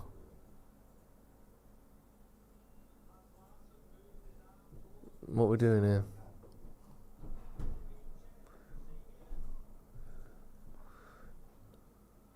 Well, That's a on ball, penalty. isn't it? That's on ball. Then. That's a penalty.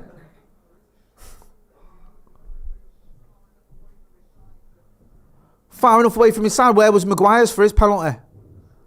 Fucking Jesus hell. Christ, Wan-Bissaka.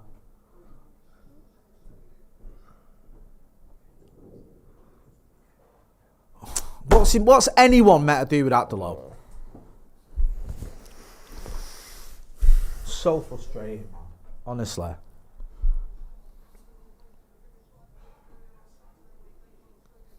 Four minutes to go.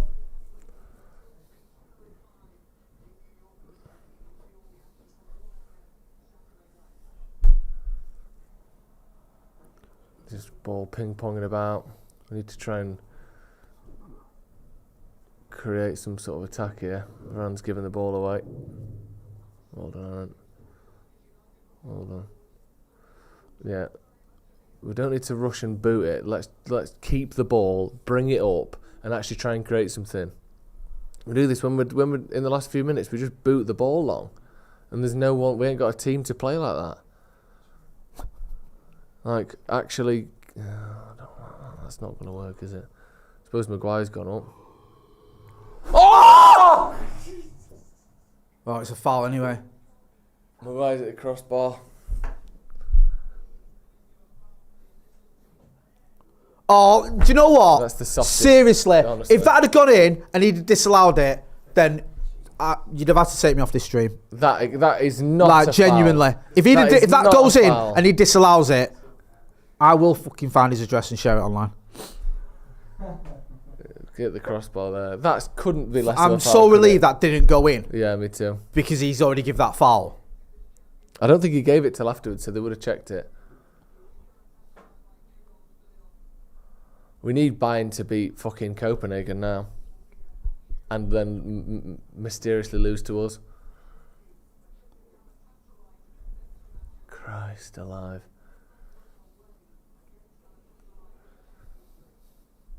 Yeah. Great. 2 minutes to go. One more chance. One more ball up. They might score if we don't. Go on then, push him, get up.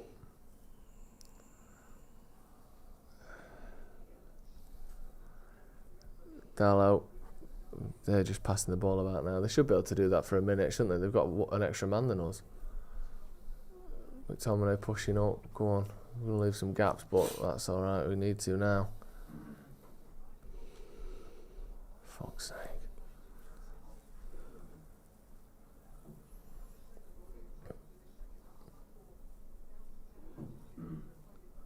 Ridiculous, this. It's just so frustrating that like every single game is just one of the most bizarre games you've ever seen. Just abnormal game after abnormal game. Come on. Ridiculous. There we go. Okay, we've got a free kick. 40 seconds to go. So annoying, man. It's in our half though, so we're just going to boot it up. Probably lose the header and get counter-attacked. There you go. Go on. Up Is it that goes. us definitely out? Is there no? No. Is there no No, way we're not, of no, we're not definitely out. like? If Copenhagen draw? We can still go through loads of Right. different ways, yeah. Right, okay. If we win our last two games, we're probably through. It's just the fact we've got Galatasaray away And Bayern, yeah. and Bayern. Yeah. I fancy us to do Bayern at Old Trafford, you know. Call me fucking stupid, especially considering we've lost about 5 times there already.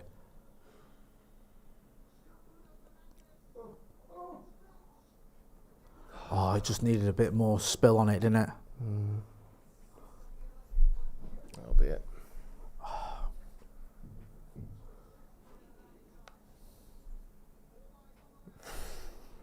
There you go, full time. I genuinely don't even know what to say about that. I don't know what to make of that. I'll be honest at with all. you. I'll be honest with you. Get involved in the chat in the comments. We're gonna have a live review in a minute. Plus, put a link to the subs in the chat. Subscribe to the channel if you're not doing already, and give us a like. You might not like that result, but like the video. I feel right. I know this sounds a bit Pep Guardiola when we knocked him out of the Carabao Cup under Jose. I actually feel pretty proud of a lot of them players tonight. I think they put a right shift in. The Garnacho's on the floor looking good. I thought he was fantastic. I thought Haaland's fantastic. Yeah. Bruno had one of his better games. I thought Maguire keeps up his good form. Yeah. Not his fault for that penalty. I don't care what anyone says. Wan-Bissaka was excellent. Wan-Bissaka's excellent. Delores did well until he switched off, but that goal's so costly, and he's got to do better. But by and large, I thought a lot of United players did really well. I'm sorry, I'm not having them decisions, man. I'm not. Yeah. I'm not having that was a red card. I'm not having that penalty against us, and I'm not having that kid who elbowed Rasmus Højlund and stuck his arm in Rasmus Højlund's face didn't get punished for it. He did it deliberately. Yeah. He was deliberate. The ball had gone. He did what he was doing. He knocked him in the chin or whatever. Yeah, just not quite happening for us this season, is it? Looks against you, and it was against us tonight. But we just got to keep going, man. And bizarrely, right, I don't mind losing games as long as we put up a fight and we put up a performance. And I actually think there might be something to rally around this. Yes, obviously it's leaving us more or less out of the Champions League. It's very unlikely to progress. But maybe you can take a little bit of comfort from the fact that you put in a shift, put in a performance. More goals for Rasmus Højlund as well. It's not a complete embarrassment. Too many results have been embarrassing this season. Too many performances. This isn't one of them for me. No. It isn't. I feel sorry for some of them players because I think they deserved a lot more. Yeah, definitely. The first 35 minutes, when it was 11v11, United were absolutely dominant. Yeah. Probably our best performance of the season. And then you have that red card decision, then everything sort of crumbles around that. Even going back in the lead again. Just, it's such a shame. Little mistakes, turning off in key moments has cost us there. But like you said, bizarrely, I don't feel as gutted and as frustrated and annoyed as I have done after a lot of losses this season. I thought the performance was pretty good. We'll be here for the full review. We'll go over all the results in the other game. We'll go over the decisions. We'll go over the goals, everything that's gone into that. United have lost again this season. We're now bottom of the group in the Champions League. The odds of United going through are slim, but still possible. And we'll go through all of that in just a few minutes. Thank you, Jay. Thank you to everyone at home for joining us. Stay where you are because you'll be automatically taken to the review, so you don't even have to move. Stick around. We'll be back in a minute, and we'll see you in a bit.